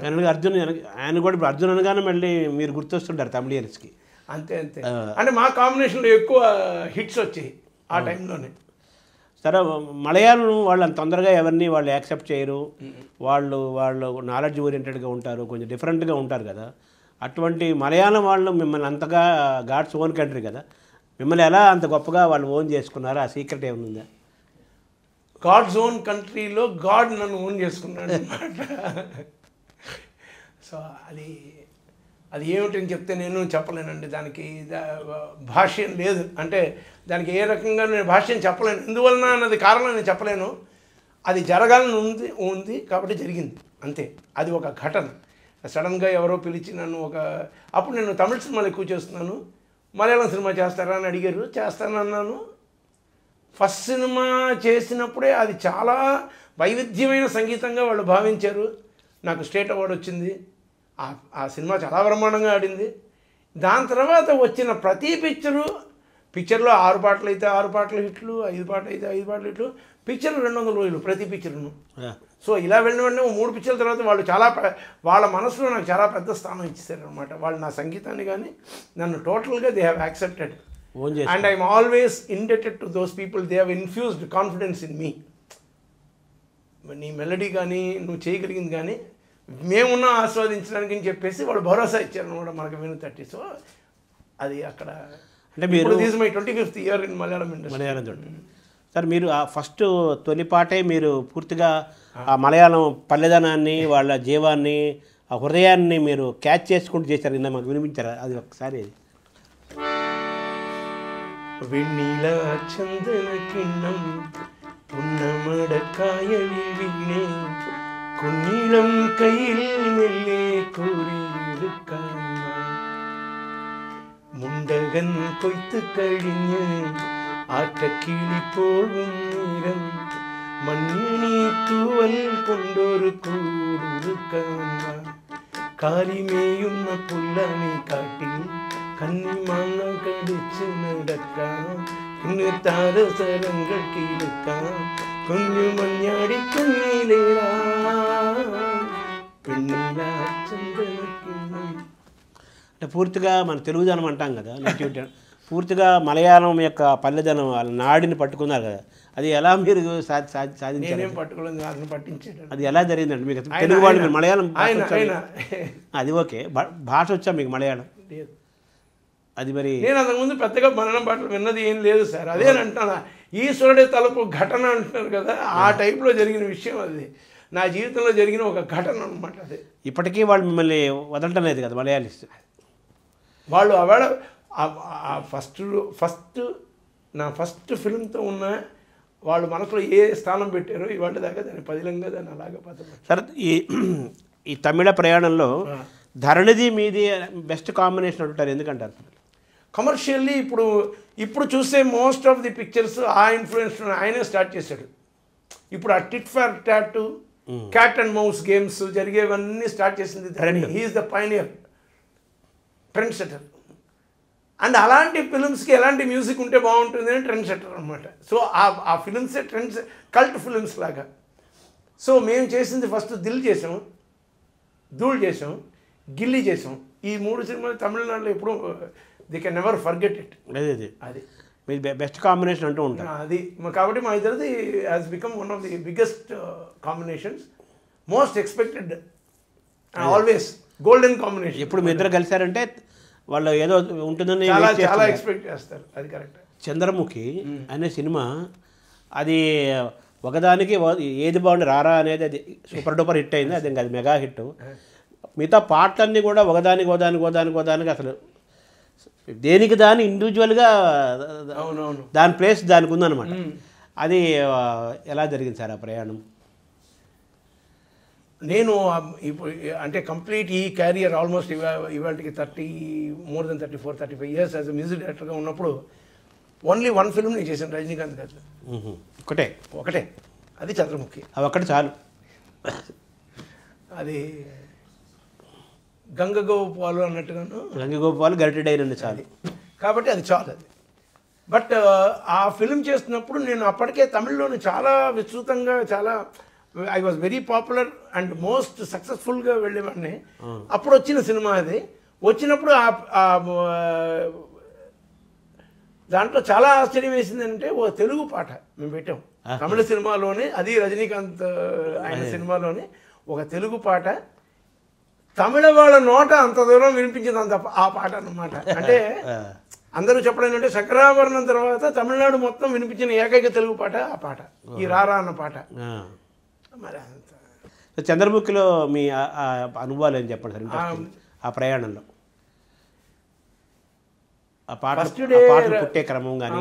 లేదు, ఫస్ట్ డే రజనీకాంత్ గారు ఆయన వచ్చి కూర్చున్నప్పుడు ఆయన మాట్లాడారు. ఆయన చెప్పారనమాట, నాకు 2 పాటలు మీరు హిట్ చేసి ఇచ్చేయండి అని. నిన్న 2 ఎందుకంటే 5 పాటలు హిట్ చేద్దాం అంటే ఆయన నా వంక ఒకలా చూశారనమాట. అంటే ఆయనకి ఏంటంటే ఇతనేంటి ఓవర్ కాన్ఫిడెన్స్లో చెప్తున్నాడా. నేను మామూలుగా ప్రాక్టికల్గా అడిగాను కదా 2 పాటలు. నేను అనుకున్నది ఏంటంటే మనం అడిగినప్పుడు దేవునికి 2 ఎందుకు అడగడం, 5 అడిగితే పోలేదా, చేసుకున్నప్పుడు 5కి కష్టపడితే అన్నది నా ఉద్దేశం. ఆయన అలా అనుకున్నారు. ఎవరేమనుకున్నారు మనకు అనవసరం. సినిమా అయిన తర్వాత 5 పాటలు హిట్.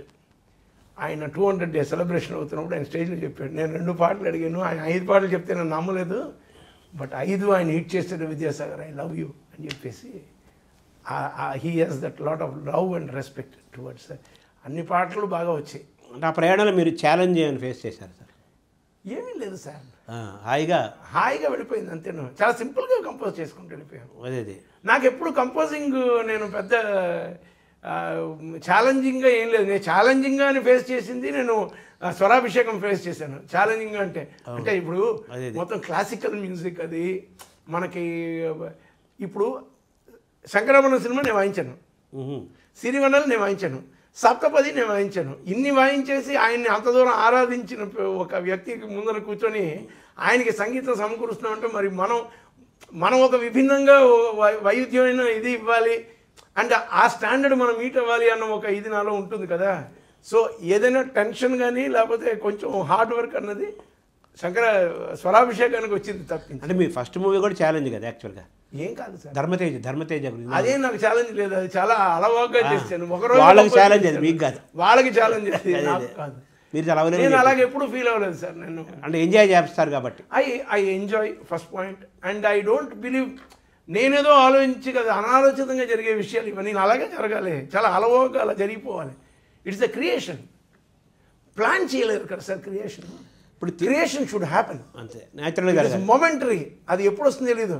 ఎప్పుడైతే మనకి దాని పేరేంటి మెరుస్తుంది, ఎప్పుడు మెరుస్తుంది చెప్పగలరా? చెప్పలేరు. కానీ మెరుపు వచ్చినప్పుడు దాన్ని పట్టుకోవాలి అంతే. అదనమాట. అలాగా మనకు ఆ థాట్ ప్రాసెస్ వచ్చినప్పుడు మనం అంటే ఎప్పుడు వర్షం పడుతుందో చెప్పలేం కదా. ఇది వర్ష వల్లకి కదా ఇది. అలాగా అది ఎప్పుడు వర్షిస్తూనే వల్లకి కదా, వీణ వల్లకి పాణి అంటారు కదా. తేనెటీగ సినిమా కూడా అదొక ప్రత్యేకమైన ఇది కదా సార్. అది అంటే ఇది తేనెటీగ అని చెప్పినప్పుడు నేను చెప్పాల్సింది, ఇప్పుడు నాకు అందరు లిరిక్ రైటర్స్తో చాలా సత్సంబంధాలు ఉండేవి, అందరితోనూ మంచి బాంధవ్యం ఉండేది, అందరితోనూ ఒక సహోదరత్వం ఉండేది, చాలా ప్రేమతో మేము ఉండేవాళ్ళం. దాంట్లో చాలా ముఖ్యమైన వ్యక్తి నేను చెప్పాల్సింది Bhuvanachandra. I just love him and he loves me. So there is no more to talk about that. Likewise ఇంకో మనిషి వెన్నెల కంటి వెళ్ళిపోయాడు పాపం, ప్రసాద్ పోయాడు. So we had good relationship, beautiful relationship. తేనెటీగా అన్ని పాటలు బాగా వచ్చాయి. దాంట్లో చాలా తమాషాగా కూర్చొని టేబుల్ మీద కొడుతున్న పాట చేశాం. రాజేంద్ర ప్రసాద్తో పాడించారు కదా, పాడించాను ఆ పాట. అందుకే ఆ సినిమా గురించి గుర్తు చేశారు. అది సరే, అదొక ఎక్స్పెరిమెంట్ కదా అంటున్నాను. అవునవును, ఫస్ట్ టైం ఆయన పాడించాను. ఇప్పుడు ఆయన గాయకుడు కాదు, ఏం కాదు, ఏదో వెరైటీగా ఉండాలి. అది సూపర్ డూపర్ హిట్ అయింది కదా, బాగా హిట్. ఆ ఆడియో చాలా పెద్ద హిట్ అయింది సార్. ఆ పిక్చర్ ఆడి ఉంటే ఇంకా బాగుండేది. అదే నన్ను అప్పుడంతా మిస్ మ్యాచ్ అనమాట. ఆ కాలం అంతా ఎలా ఉండేది అంటే నా పాటలు బాగుంటే పిక్చర్ ఆడేది కాదు, పిక్చర్ బాగుంటే పాటలు సుమారుగా ఉండేవి. అంటే మిస్ మ్యాచ్గా వెళ్ళింది. రెండు కలిసిన కాలం వచ్చింది, వెనకాల వచ్చింది. అదే ఆ తేనెటీగ సినిమా ఎలా ఉన్నా మీ పాటలు సూపర్ డూపర్ హిట్, చాలా క్యాసెట్లు అమ్ముడుపోయినాయి అంటారు. అవునండి. అదే కరెక్ట్. ఈ ముగ్గురు మనగాళ్ళ టైంలో చిరంజీవి ఆయన ఎలా దాన్ని రిసీవ్ చేసుకున్నారు సార్ మీ దీన్ని? పాటలు అన్నీ సూపర్ డూపర్ హిట్, ఇప్పుడు కూడా చాలా బాగుంటాయి. జనరల్గా రాఘవేంద్రరావు గారి కంపోజింగ్ అని నాకు అప్పుడు చెప్పింది అదే ఏంటంటే చాలా టైం అవుతుంది చెయ్యాలి అని చెప్పేసి, నేను కంపోజింగ్కి వెళ్ళి అరగంటలో 3 పాటలు ఓకే చేశాను. అంతే అంతే అంతే. ఆయన విని ఆయన చాలా ఆనందించారు. ఫస్ట్ చేసిన పాట రాజశ్రీ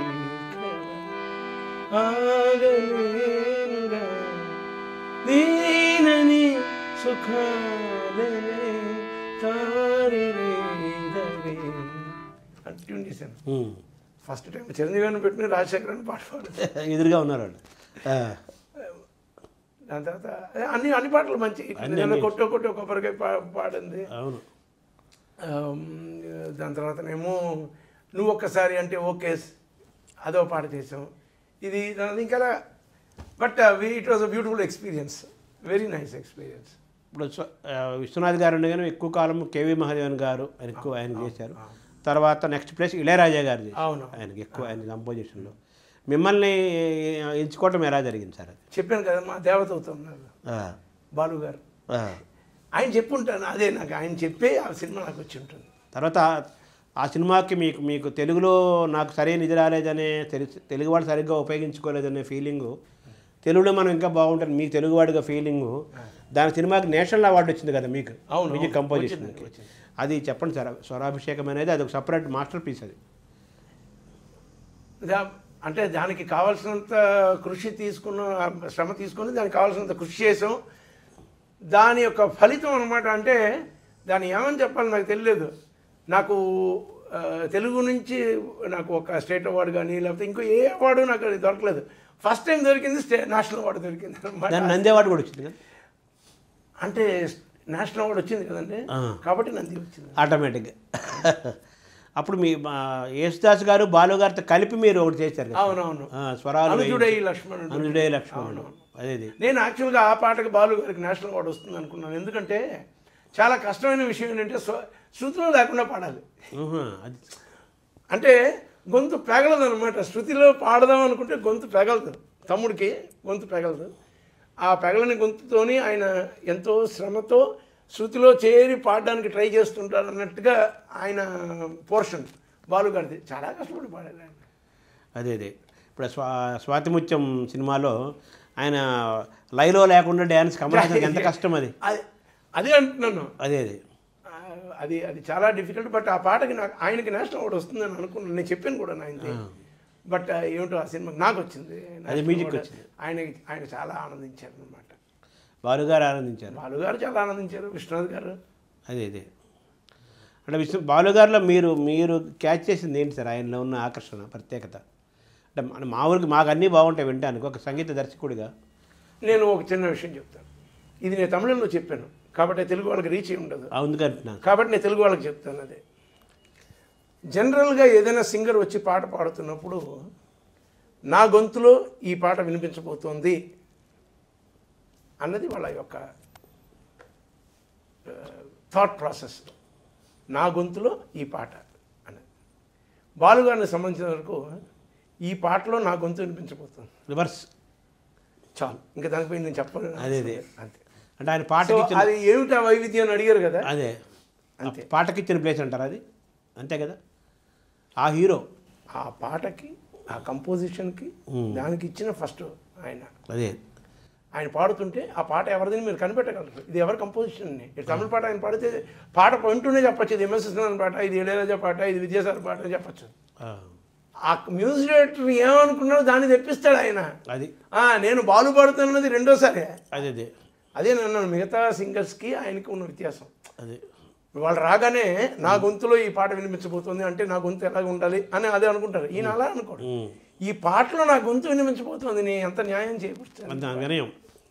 అంటే ఆ సంగీత దర్శకుడిని శిఖర స్థాయిలో పై స్థాయిలో ఉన్నత స్థానంలో కూర్చోబెట్టి మనం ఆయన ఇచ్చిన పాట మనం పాడాలి. అంతే కదా సార్. పాటలు మ్యూజిక్ డైరెక్టర్ చేయకపోతే సింగర్స్ ఏమిటి సార్ పాడతారు? నాకు అర్థం కాలేదు. నాకు అదే అవును. మీరు ఎంత గొప్ప సింగర్ రైట్ మీరు ఇంకా కీర్తనలు పాడుకోవాలి. మీకు ఇంత బహుజన కీర్తనలు కూడా ప్రాచుర్యం మీరు ఎలా కాదు కదా. వస్తుంది అంటున్నాను. లేదు అదే సార్. మీకు ఇంతటి బహుజన ప్రాచుర్యం కానీ మిమ్మల్ని ఇంత దూరం మీరు సినిమాలో పాడినందు వలనే, సినిమా పాటలు పాడడం వల్లనే అది ఒప్పుకోవాలి కదా. ఒప్పుకొని తీరారు. సెలబ్రిటీ ఎంత ఇప్పుడు మీరు కామన్ మ్యాన్కి వెళ్ళి మీకు తెలుసున్న క్లాసికల్ సింగర్స్ ఎంతమంది అంటే ఎంతమంది పేరు చెప్తారు. వాడు ఇద్దరు చెప్తే, ఒకళ్ళు చెప్తే చాలా గొప్ప విషయం, ఇద్దరు చెప్తే మీరు వాడికి అవార్డు ఇవ్వచ్చు. అవును. సినిమా పాడే వాళ్ళ పేరు చెప్పండి, అందులో 50 పేర్లు చెప్తాడు. అదే ఏ దీనికి ఉన్న ప్రాబల్యం అటువంటిది, దీనికి ఉన్న ప్రాచుర్యం అటువంటిది, దీనికి ఉన్న పవర్ అటువంటిది cinema. Because medium is very powerful.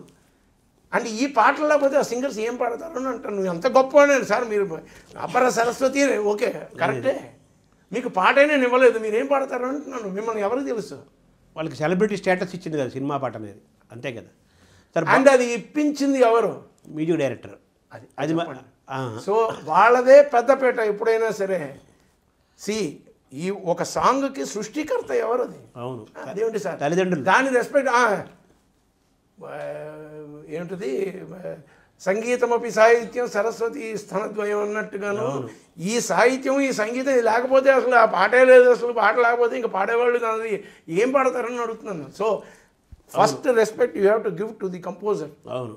And the lyric writer. అవును. ఓకే, అంటే మనకు సిచ్యువేషన్ ఇచ్చారు కరెక్టే. ఆ సిచ్యువేషన్కి ఎన్నో రకాలుగా చేయొచ్చు. ఇలాగే ఎందుకు చేయాలి, ఇంత గొప్పగా ఎందుకు రాయాలి, ఇంత గొప్పగా ట్యూన్ ఎందుకు చేయాలి, అక్కడే ఉంది అంత. అక్కడ వ్యత్యాసం. ఇప్పుడు సంగీత సాహిత్యమే వాళ్ళు జననీ జనకులు తల్లిదండ్రులు అన్నారు. అంతే కదా, అంతే కదా. ఒకరు పాట తయారు చేస్తారు, దీన్ని పుడుతుంది. ఇప్పుడు దాని తర్వాత వాళ్ళ వినయం విధేయత, వాళ్ళలో ఉన్న సంగీతజ్ఞత, దీన్ని పెట్టుకొని the singers become so big. Sir బాలీవుడ్లో కూడా మీరు మీ ముద్ర వేశారు. అవునండి. దాన్ని కూడా మనం చెప్పి తీరాలి. వాళ్ళు కూడా తొందరగా దక్షిణాది వాళ్ళని పెద్దగా రానివ్వరని ఇలాంటి ప్రచారం ఉంది కదా, అది ఎలా జరిగింది సార్?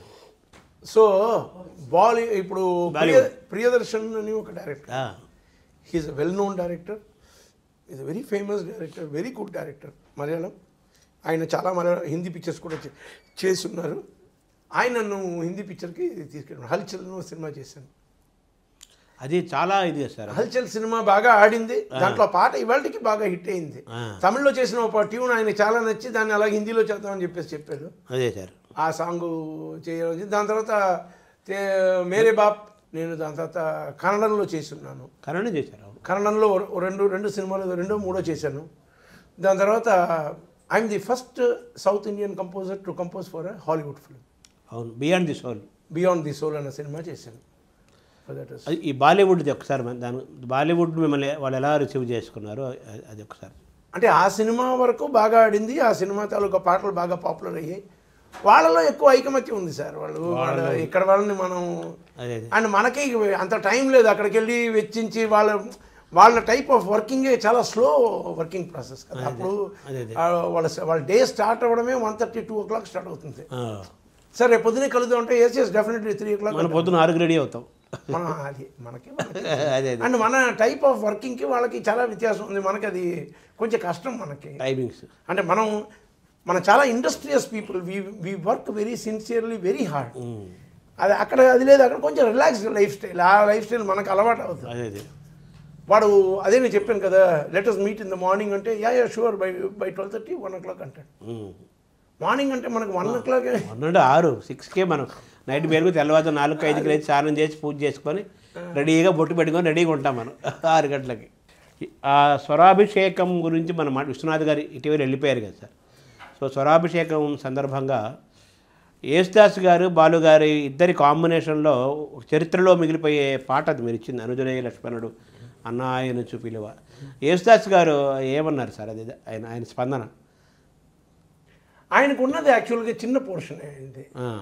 ఆయన పోర్షన్ ఆయన పాడేసి వెళ్ళిపోయారు అనమాట. ఆయన ఉన్నది చాలా చిన్న పోర్షనే. అంటే ఆయనకే అర్థం కాలేదు నేను ఏం పాడాలంటే. ఆయనకు కూడా స్వరాలే ఉన్నాయి, చిన్నదిగా దాన్ని పనిచేసి తీస్తాం. అంటే ఆయన ఏమిటి పాడుతున్నారు, కంటిన్యూస్గా పాటగా వినిపిస్తున్నారు. ఆయనకి మంచి ఒక అవగాహన లేకుండా పోయిందన్నమాట. ఆయనకి బిట్లు పాడేసి పాడించేసి ఓకే అని పంపించాను. బాలుగారు పాడాల్సింది ఎక్కువ పోర్షన్ ఉంది ఆ పాటలోనే. యాక్చువల్గా బాలుగారు చాలా స్వరాలు ఇచ్చారు కదా. అవునవును. ఇప్పుడు స్వరాభిషేకం తీసుకుంటే ఇందాక మీరు ప్రారంభంలో అన్నారు, నేను మీకు ఛాలెంజ్గా అనిపించిన సినిమా ఏదని అడిగితే నాకు స్వరాభిషేకం ఛాలెంజ్ అన్నారు కదా, అందుకని అడుగుతున్నాను. ఎందుకు మీకు ఛాలెంజ్ అనిపించింది సార్? లేదండి, అదే చెప్పాను కదా నేను. ఇప్పుడు ఛాలెంజ్ని అనిపించడం అంటే ఏంటంటే మొత్తం ఆ చిత్రం మొత్తం ఇద్దరు సంగీతజ్ఞుల గురించే సినిమా. వాళ్ళిద్దరూ ఇప్పుడు బ్రదర్స్ అయినా సరే వాళ్ళు సంగీతంలో పాండిత్యం ఉన్నవాళ్ళు, వాళ్ళు పాడుతున్నారు, కచేరీలు చేస్తారని చెప్పేసి. ఇప్పుడు దాన్ని క్లాసికల్ మ్యూజికే ప్రామినెన్స్, ప్లస్ దాన్ని చాలా రసవత్తరంగా చేయగలగాలి. ఇప్పుడు క్లాసికల్ మ్యూజిక్ అనే మరీ పిండేసి క్లాసికల్గా చేస్తే వినేవాళ్ళు ఎవరు లేరు. సినిమా అది సినిమా కదా. అందుకని ఇప్పుడు పామర్లు కూడా ఈజీగా వాళ్ళకి అర్థమయ్యేలాగా, కానీ అట్ ది సేమ్ టైం మీ యొక్క ఐడెంటిటీ వదలకుండా, ఇప్పుడు వచ్చిన రాగాలనే ప్రయోగించకుండా. ఇప్పుడు ఆయన పిక్చర్లో అందరూ చేసింది క్లాసికల్ మ్యూజికే, మామ చేసిందంతా క్లాసికల్ మ్యూజికే, ఇప్పుడు ఇళయరాజా చేసింది కూడా అది క్లాసికల్ మ్యూజికే. మరి క్లాసికల్ మ్యూజిక్లో లైటర్ వెర్షన్లో చేసుకుంటూ వచ్చారు అందరూ. మనం అలాగే చెయ్యాలి, కానీ దాంట్లో యూజ్ చేసిన స్కేల్స్ మనం యూజ్ చేయకూడదు. ఎందుకంటే సామీప్యం ఉంటుంది, విన్నప్పుడు ఒక ఫెమిలియారిటీ ఉండకూడదు వాళ్ళకి. ఇది ఆ పాటలో ఉందేమో, ఆ సినిమా విశ్వనాథ్ గారు ఆ సినిమాలో పాటలో ఉంది అనిపించకూడదు. అది కొంచెం ఛాలెంజింగ్ కదా, అది చెప్తున్నారు. దానికంటూ శ్రమించాల్సి వచ్చింది. అంటే మీరు ఇందులో అదేదో రమా వినోది వల్లభ ఇది ఉంది కదా, గౌడ రాగంలో చేయని అలా అంటాము, అవన్నీ అది అంటున్నారు సార్. మీరు ఆ రాగాలు మీరు తీసుకున్నారు కావాలని? అవునండి, కావాలని ఎంచుకున్నాను అనమాట ఆ రాగాలని. ఇప్పుడు గౌడలో ఎక్కువ చేయలేదు ఆయనగా, అంటే అటువంటి సందర్భాలు ఆయన పిక్చర్లో రాలేదు, లేకపోతే వచ్చినప్పుడు వేరే ఏదో రాగం తీసుకున్నారు. మనం దీంట్లో చేద్దామని చెప్పేసి చేసిన ప్రయత్నాలే అంతే. అది ఏముంది సార్, అదే అంటే మీకు అది సింపుల్గా అనిపించింది, కానీ అది దాన్ని అనుభవించిన వాళ్ళకి, దాన్ని వినేవాడికి అవునవునవును శ్రోతలకి అది అమృతంగా అనిపిస్తుంది కదా. ఇప్పుడు తల్లి వంటగదిలో వంట చేస్తుంది, చెమటలు పోస్తుంటాయి, చాలా రకాలు చూస్తుంది, చాలా కష్టపడుతుంది ఆవిడ. కానీ మనం దాన్ని అనుభవించిన వాళ్ళకి దాని విలువ తెలుస్తున్నట్టుగా మీ పాట మీరు చాలా మామూలుగా చేసి అలవాగా అది చేసుకుంటూ వెళ్ళిపోయాం. అంటే ఏంటంటే ఈ రాగంలో చేద్దాం, ఇలా చేస్తే బాగుంటుంది, గౌడలో చేసి చూద్దాం అని చెప్పేసి. అది మీ ఆలోచన, గౌడలో చేయాలనే ఆలోచన మీదే సార్. ఈ బియాండ్ ది సోల్ గురించి మాట్లాడుతున్నాం సార్. అవును, ఒక ఇంగ్లీష్ బియాండ్ ది సోల్ అనేది ఒక Hollywood film. It is it is a Hollywood company. Direct చేసింది ఒక మలయాళీ డైరెక్ట్ చేశారు ఆయన. ఇట్ వాజ్ షార్ట్, సగమేమో అమెరికాలోని, సగమేమో ఇక్కడ షూట్ చేయబడ్డ చిత్రం. అది నా ఫస్ట్ హాలీవుడ్ చిత్రం అన్నమాట. సో దానికంటూ బుడాపెస్ట్కి వెళ్ళి అక్కడ ఉన్న ఫిలార్మోనిక్ ఆర్కెస్ట్రాతో ఒక 5 days బ్యాక్గ్రౌండ్ స్కోర్ అంతా రాసి చేసాం అన్నమాట. అంటే మీ మీ మీ జర్నీని వాళ్ళు గమనిస్తూ అలా వచ్చిన అవకాశమే కదా, ఇట్లా చేస్తే బాగుంటుంది. మలయాళంలో నాకే ఆశ్చర్యం వేసింది, సడన్గా ఆయన వచ్చి అడిగితే. ఎక్కడో ఒక ఎయిర్పోర్ట్లో కలిసి అడిగాడు ఆయన, విజయ్ సార్ అన్నారు. నేను అప్పుడే వచ్చాను, నేను చెన్నైకి మార్నింగ్ 7 o'clock. ఎండ బాగుంది, నీరండి అంటారు కదా, అలాగా మార్నింగ్ ఆ ఎండలో బాగుంది, అలా నించున్నాను. ఆయన వచ్చి పిలిచి చెప్పండి నన్ను, నా పేరు సోహన్ సార్ అన్నాడు. అప్పటికి ఆయన మలయాళం సినిమా తీస్తున్నాడు, మోహన్ లాల్ పెట్టి తీశారు. దానికి ఇళయరాజా గారి మ్యూజిక్ ఆయన అంతకుముందు చేశారు అనమాట. సో ఆ పేరు వినగానే నాకు ఆ cinema nice to meet you అని చెప్పాను. అదే అడిగాడు అనమాట, ఎక్కడికైనా వెళ్తున్నారా, వచ్చారా? నేను ఇప్పుడే వచ్చాను అనేసి ఊరుకున్నాను. ఆయనేమో నన్ను చూస్తే ఇలా నవ్వుతున్నాడు. నేనేమో అనలేదు, నేను ఇంకేం మాట్లాడుతున్నాను, నేనేం చేస్తున్నాను అడగలేదు నన్ను అన్నాడు ఆయన. నాకెందుకు వచ్చింది, ఆయన ఏం చేస్తాను నాకే. సరే సార్ మీరేం వస్తున్నారో వెళ్తున్నారని నేను అడిగాను. మళ్ళీ అడిగితే లేదు, నేను I'm waiting for my cameraman, ఆయన సిడ్నీ నుంచి వస్తున్నాడు అన్నాడు. అలాగా, వెరీ గుడ్ సార్. ఇప్పుడు నేను ఒక ఇంగ్లీష్ సినిమా తీస్తున్నాను, వెరీ గుడ్. ఎవరు మ్యూజిక్ అడగలేదే అన్నాడు. నాకు తెలియదు కదా, అంత చనువుగా నాకు ఇప్పుడే కదా పరిచయం, ఆ లోపల ఎలా అడుగుతాను, ఏదో నేను అడిగినట్టుగా ఉంటుందని చెప్పేసి నేను అడగలేదనమాట.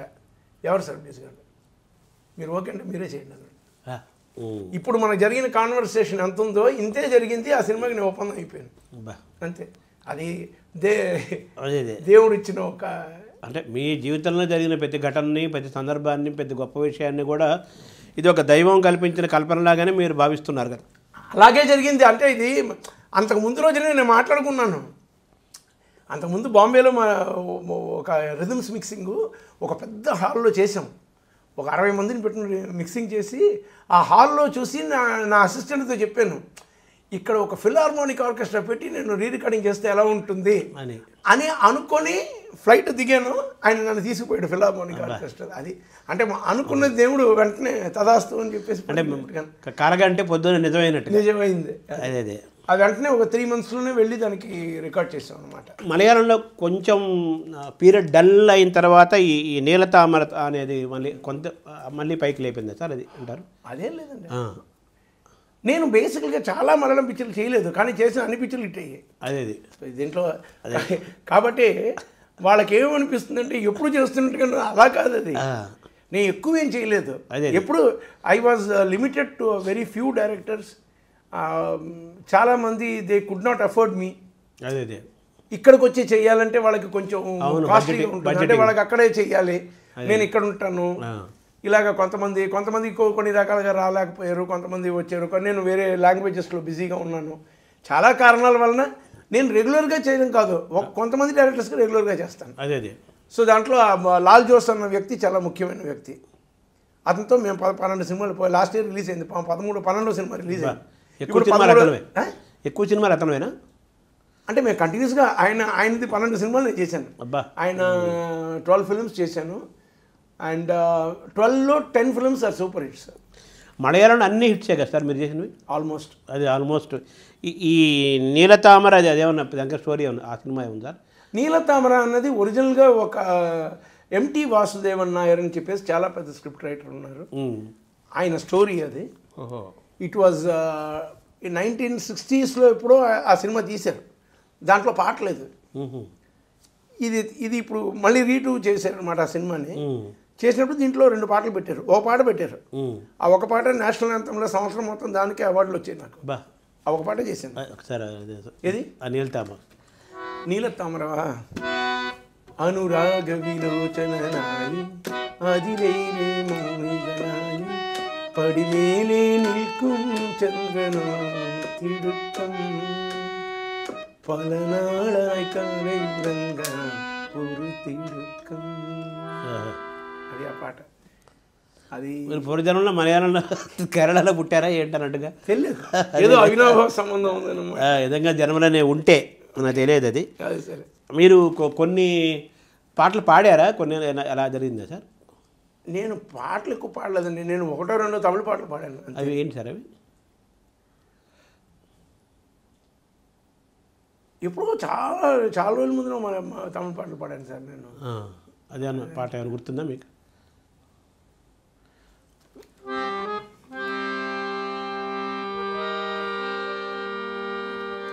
విజయ్కి కురువిలో పాడారు, పల్లానదు పల్లానదు పల్లానదు సూపర్. యార్ కయ్యిల్లు సిక్కామలే వలటదు. ఇందా మా వాడు చెబుతున్నాడు అనమాట, అది సారేనా అనేది. తమిళే. అదేది మా తమిళియన్స్ అంతా విజయ్ సినిమాలు ఇందాక నేను అర్జున్ గురించి అడిగినట్టుగా విజయ్ సినిమాలు ఎక్కువ అలా వచ్చాయా? ఆయన కోరుకున్నాడా మిమ్మల్ని, హీరో కోరుకున్నాడా? లేదు, అలా కాదు. నేను ఫస్ట్ విజయ్కి చేసిన సినిమా ఏమో కోయంబత్తూరు మాపిళై అనే ఒక సినిమా. దాని తర్వాత ఇంకోటి ఏదో సినిమా చేశాను. దాని తర్వాత నేను చేసిన అన్ని ఇప్పుడు ఆయన సూపర్ స్టార్డమ్గా తయారు చేసినవన్నీ నా సినిమాలే. ఆ పుష్ చేసాయి అనమాట ఆయన ప్రయాణానికి. మధురై చేశాను, దాని తర్వాతనేమో మధురై చేశాను, తిరుమలై చేశాను.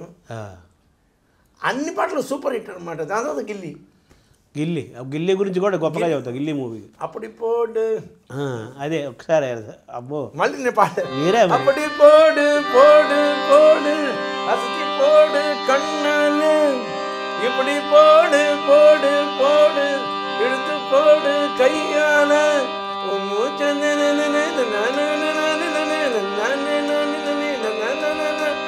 இந்த நட போதுமா இன்னும் கொஞ்சம் வேணுமா இந்த நட పోదుమా. ఈ సినిమా చూడడానికి నాకు 2 రింగ్స్ పోలీసులు ఉన్నారు, విత్ పోలీస్ బందోబస్తు చూపించారు నాకు సినిమాని. అలో చేయరు, జనాలు పడిపోతారు పైన.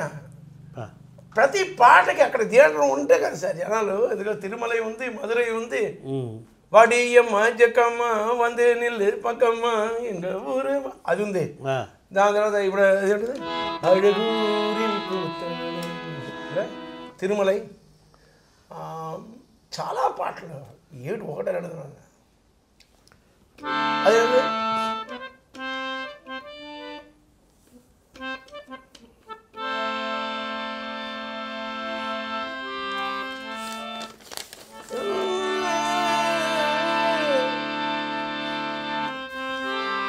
அர்ஜுனர் வில்லு அரிச்சந்து சொல்லு இவனோட தில்லு பொய்க்காது எதிரிய கொல்லு இமயத்த வெல்லு தரத்தட்டு தாரு நாரு யாரு முன்னேறு இது கதையே இல்லா காட்டாரு ஓடு முன்னோடு நீ வெற்றி என்பது கண்கூடு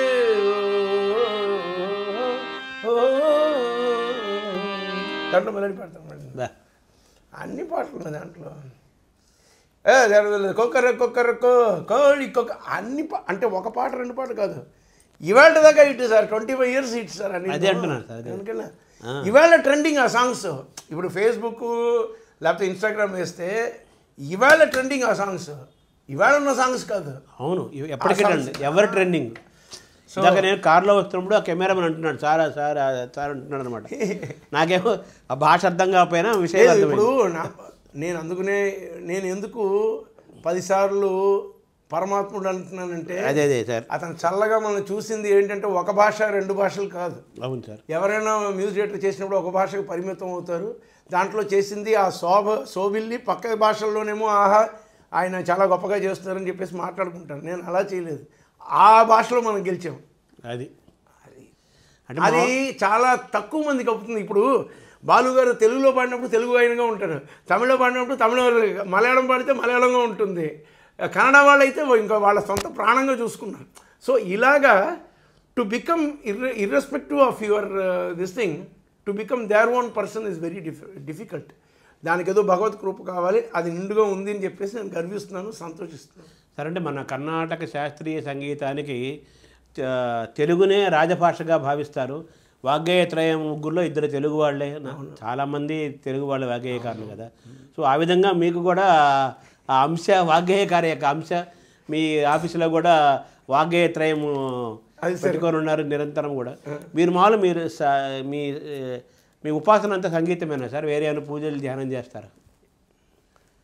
సంగీత సరస్వతి హార్మోనియ అమ్మవారు మీకు షష్ఠి పూర్తి సందర్భంగా చాలా చోట్ల కన్సర్ట్స్ మొదలవుతున్నాయి అని చెప్పి విన్నాను సార్. కరెక్టేనా సార్? అది ఎక్కడెక్కడ చేస్తున్నారు సార్? ఫస్ట్ టైం నేను తమిళనాడులో చేస్తానండి. ఫస్ట్ టైం ఇన్ చెన్నై నా కాన్సర్ట్ జరగబోతుంది. నా ఫస్ట్ మలయాళం కాన్సర్ట్ 25 yearsలో first time I'm doing in Cochin, అది మేలోనే.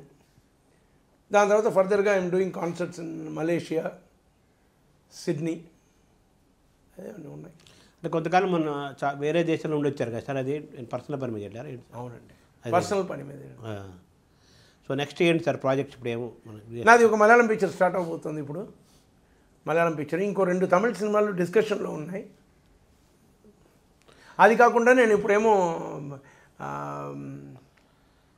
తెలంగాణ గవర్నమెంట్లోని ఇప్పుడు ఆ బుద్ధవనం అని ఒక ప్రాజెక్టు, అది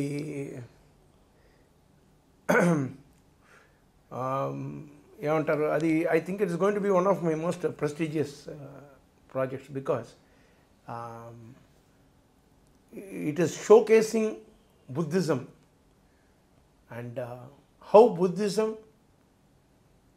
కాంటెంపరీగా ఎక్కడైతే బుద్ధుడు ఉన్నప్పుడే ఇక్కడ తెలంగాణలో ఉండింది, నాగార్జున సాగర్ పక్కనే ఆ ఏరియాలోనే ఉంది అన్నదానికి నిదర్శనంగా అక్కడ ఉన్న వాళ్ళు కట్టించిన బ్రహ్మాండమైన స్తూపాలు కానీ ఆ పద్మాలు కానీ అవన్నీ కట్టించి, so they want to make it an international heritage site లాగా. ఆల్ వరల్డ్ డిగ్నిటరీస్ అక్కడికి వచ్చి చూస్తారు.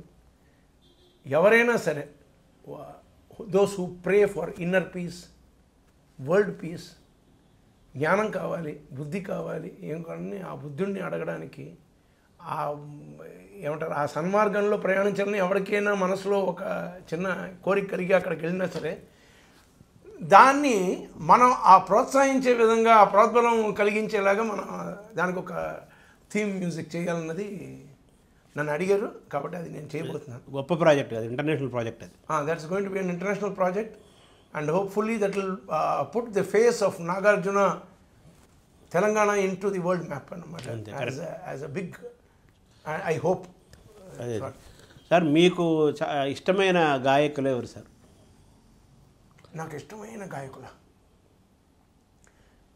అంటే ఏ రకంగా ఇప్పుడు అందరిది వైవిధ్యమైన ఒక మ్యూజిక్ లవర్గా, నేను మ్యూజిక్ సంగీత దర్శకుడిగా కాదు. ఇప్పుడు ఈ గాత్రం ఘంటసాల, అదే యేసుదాసు, లేకపోతే శంకరమాది బాలు గారు, కొన్ని గాతాలు మనం బాగా ప్రియంగా బాగా అలా అందరిది నాకు అందరూ ఇష్టమే సార్. నాకేం దాంట్లో అంటే వాళ్ళ పార్షియాలిటీ అంటారు లేదు మామూలుగా.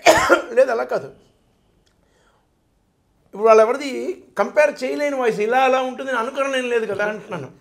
సో ఇప్పుడు ఒక్కొక్కరిది ఒక్కొక్క శైలి. సో ఆ శైలిలో ఉన్న పాటలు వాళ్ళు పాడారు, ఆ పాటలు మనకు నచ్చి అంతే కదా. ఇప్పుడు ఆ పాటని ఈ పాట బాలుగారు పాడితే ఎలా ఉంటుంది అని ఊహించుకోలేము, ఈ పాట ఏమో ఆయన పాడితే ఎలా ఉంటుందని ఊహించుకోలేము. వాళ్ళది ఏమిటంటే జస్టిస్ 100%. అంటే అందులో సంగీత దర్శకులనే మనం మొత్తం తలుచుకోవాలి. అంటే ఆ గాయకుడి యొక్క గాత్రధర్మాన్ని మనోధర్మాన్ని ఎరిగి వాళ్ళు ఆ పాటలు ఇచ్చారు 100%. అంతే కదా. దాన్ని వాళ్ళ మనోధర్మాన్ని అనుసరించి వీళ్ళు పాడారు. అనుకరణగా వాళ్ళ మనోధర్మాన్ని ఎరిగి వీళ్ళు పాడారు, వీళ్ళ గాత్రధర్మం ఎరిగి వాళ్ళు పాటిచ్చారు. ఈ రెండు ధర్మాలు చేసి కవులు పాటిచ్చారు అంతే కదా సార్. చాలా మీకు ఇష్టమైన రాగాలు ఎవరు ఉన్నాయి సార్? అదేం లేదు సార్, అన్ని రాగాలు ఇది మొత్తం ఇష్టం. దీంట్లో ఎన్ని రాగాలు జన్యమైనా అన్నీ ఇష్టమే. ఈ హార్మోని బట్టే ఎప్పటి సార్? ఇది నేను ఫస్ట్ పిక్చర్ చేసినప్పుడు మా ప్రొడ్యూసర్ కొనిచ్చారు సార్ నాకు. Now this harmonium is 34 years old. నాన్నగారు ఏమేమి ఇన్స్ట్రుమెంట్స్ వాయించారు? మా నాన్నగారు అదే వాయించేవారు. నేను చెప్పింది కదా వైబ్రోఫోన్. ఆయన ఫస్ట్ ఆయన వాయించింది తబలా, బాంగోస్, డోలక్, ఇలాగ పర్కషన్ ఇన్స్ట్రుమెంట్స్ వాయించేవారు. దాని తర్వాతనేమో ఆ పురోగమనంగా దాన్ని వదిలేసి ఈ వైబ్రోఫోన్, ఎందుకంటే దీంట్లో డబ్బులు ఎక్కువ వస్తాయి. సో అందుకని ఈ ఇన్స్ట్రుమెంట్లో ఆయన తీసుకోవడం మొదలెట్టాను. అంటే మీ ఇంట్లో సంగీతం అనేది మీ తాత ముత్తాతల నుంచి వచ్చింది. మీ తాతగారు బొబ్బిలి సంస్థానంలో, మీ నాన్నగారు ఇక్కడ, తర్వాత మీరు, మీ వారసత్వం, సంగీత వారసత్వం ఎలా? మా అబ్బాయి సంగీతం నేర్చుకున్నాడు. He finished 8th grade piano. తను బాగా పాడతాడు. నేను ఇంకా పాట నేర్చుకోమని నేను చెప్తున్నాను, ఆ చేయట్లా చేస్తాడు. అదే so he dances, is a good dancer, he sings well. And అందరికీ కీబోర్డ్ ప్రోగ్రామర్గా పనిచేస్తున్నాడు తను ప్రస్తుతానికి. ఎప్పటికైనా తను ఒక ఇండివిజువల్గా రావాలని తన కోరిక అనుకుంటాను. సార్, ఇన్ని భాషలు మీరు మలయాళము, కన్నడము, తెలుగు, హిందీ, ఇంగ్లీషు 5 భాషలకు మీరు సంగీతం అందించారు కదా. తెలుగు భాషలో ఉన్న ఒదుగు ఏంటి సార్ సంగీత పరంగా? దేశ భాషలందు తెలుగు లెస్ సార్. సంగీత పరంగా అడుగుతున్నాను సార్.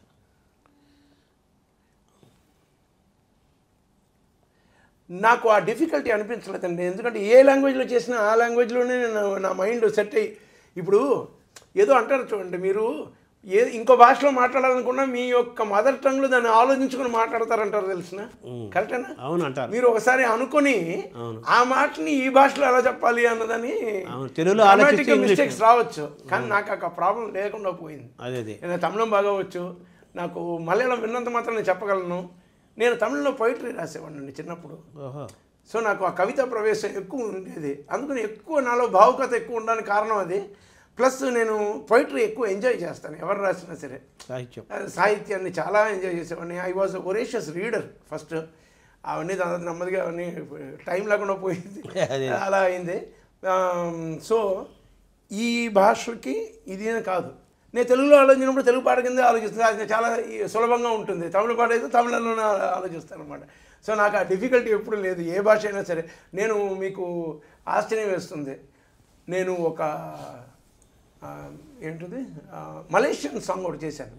మలేషియన్ లాంగ్వేజ్లో రాసి ఇచ్చిన పాట ఇచ్చారు, దాన్ని ట్యూన్ చేస్తే వాళ్ళు అన్నారు మలేషియన్ లాంగ్వేజ్ తెలిసిన వాళ్ళు కూడా ఇలా చేయరు sir. See you need to understand. అది అంటే అది హృదయ భాష అంతేనండి. మలయాళం మీరు పాట చేసినప్పుడు, ఆ పాట ఇందాక మీరు వినిపించారు కదా ఫోక్ స్టైల్లో పల్లెదనంతో, ఆ పాట మీరు చేసినప్పుడు మీకు మలయాళం తెలియదు కదా అసలు? నాకు తెలియదు. ఇప్పుడు మీకు అలాగే మలేషియన్ చేసినప్పుడు ఆ లాంగ్వేజ్ తెలియదు కదా? తెలియదు.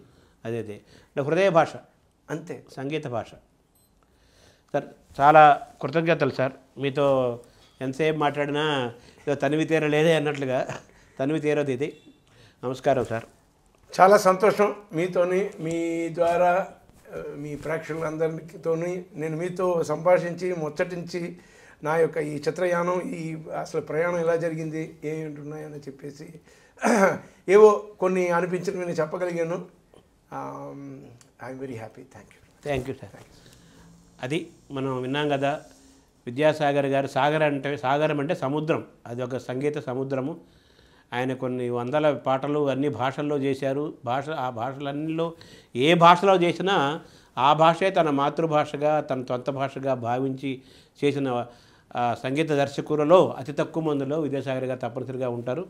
వారు తెలుగువారు ఉండటం మన అదృష్టం.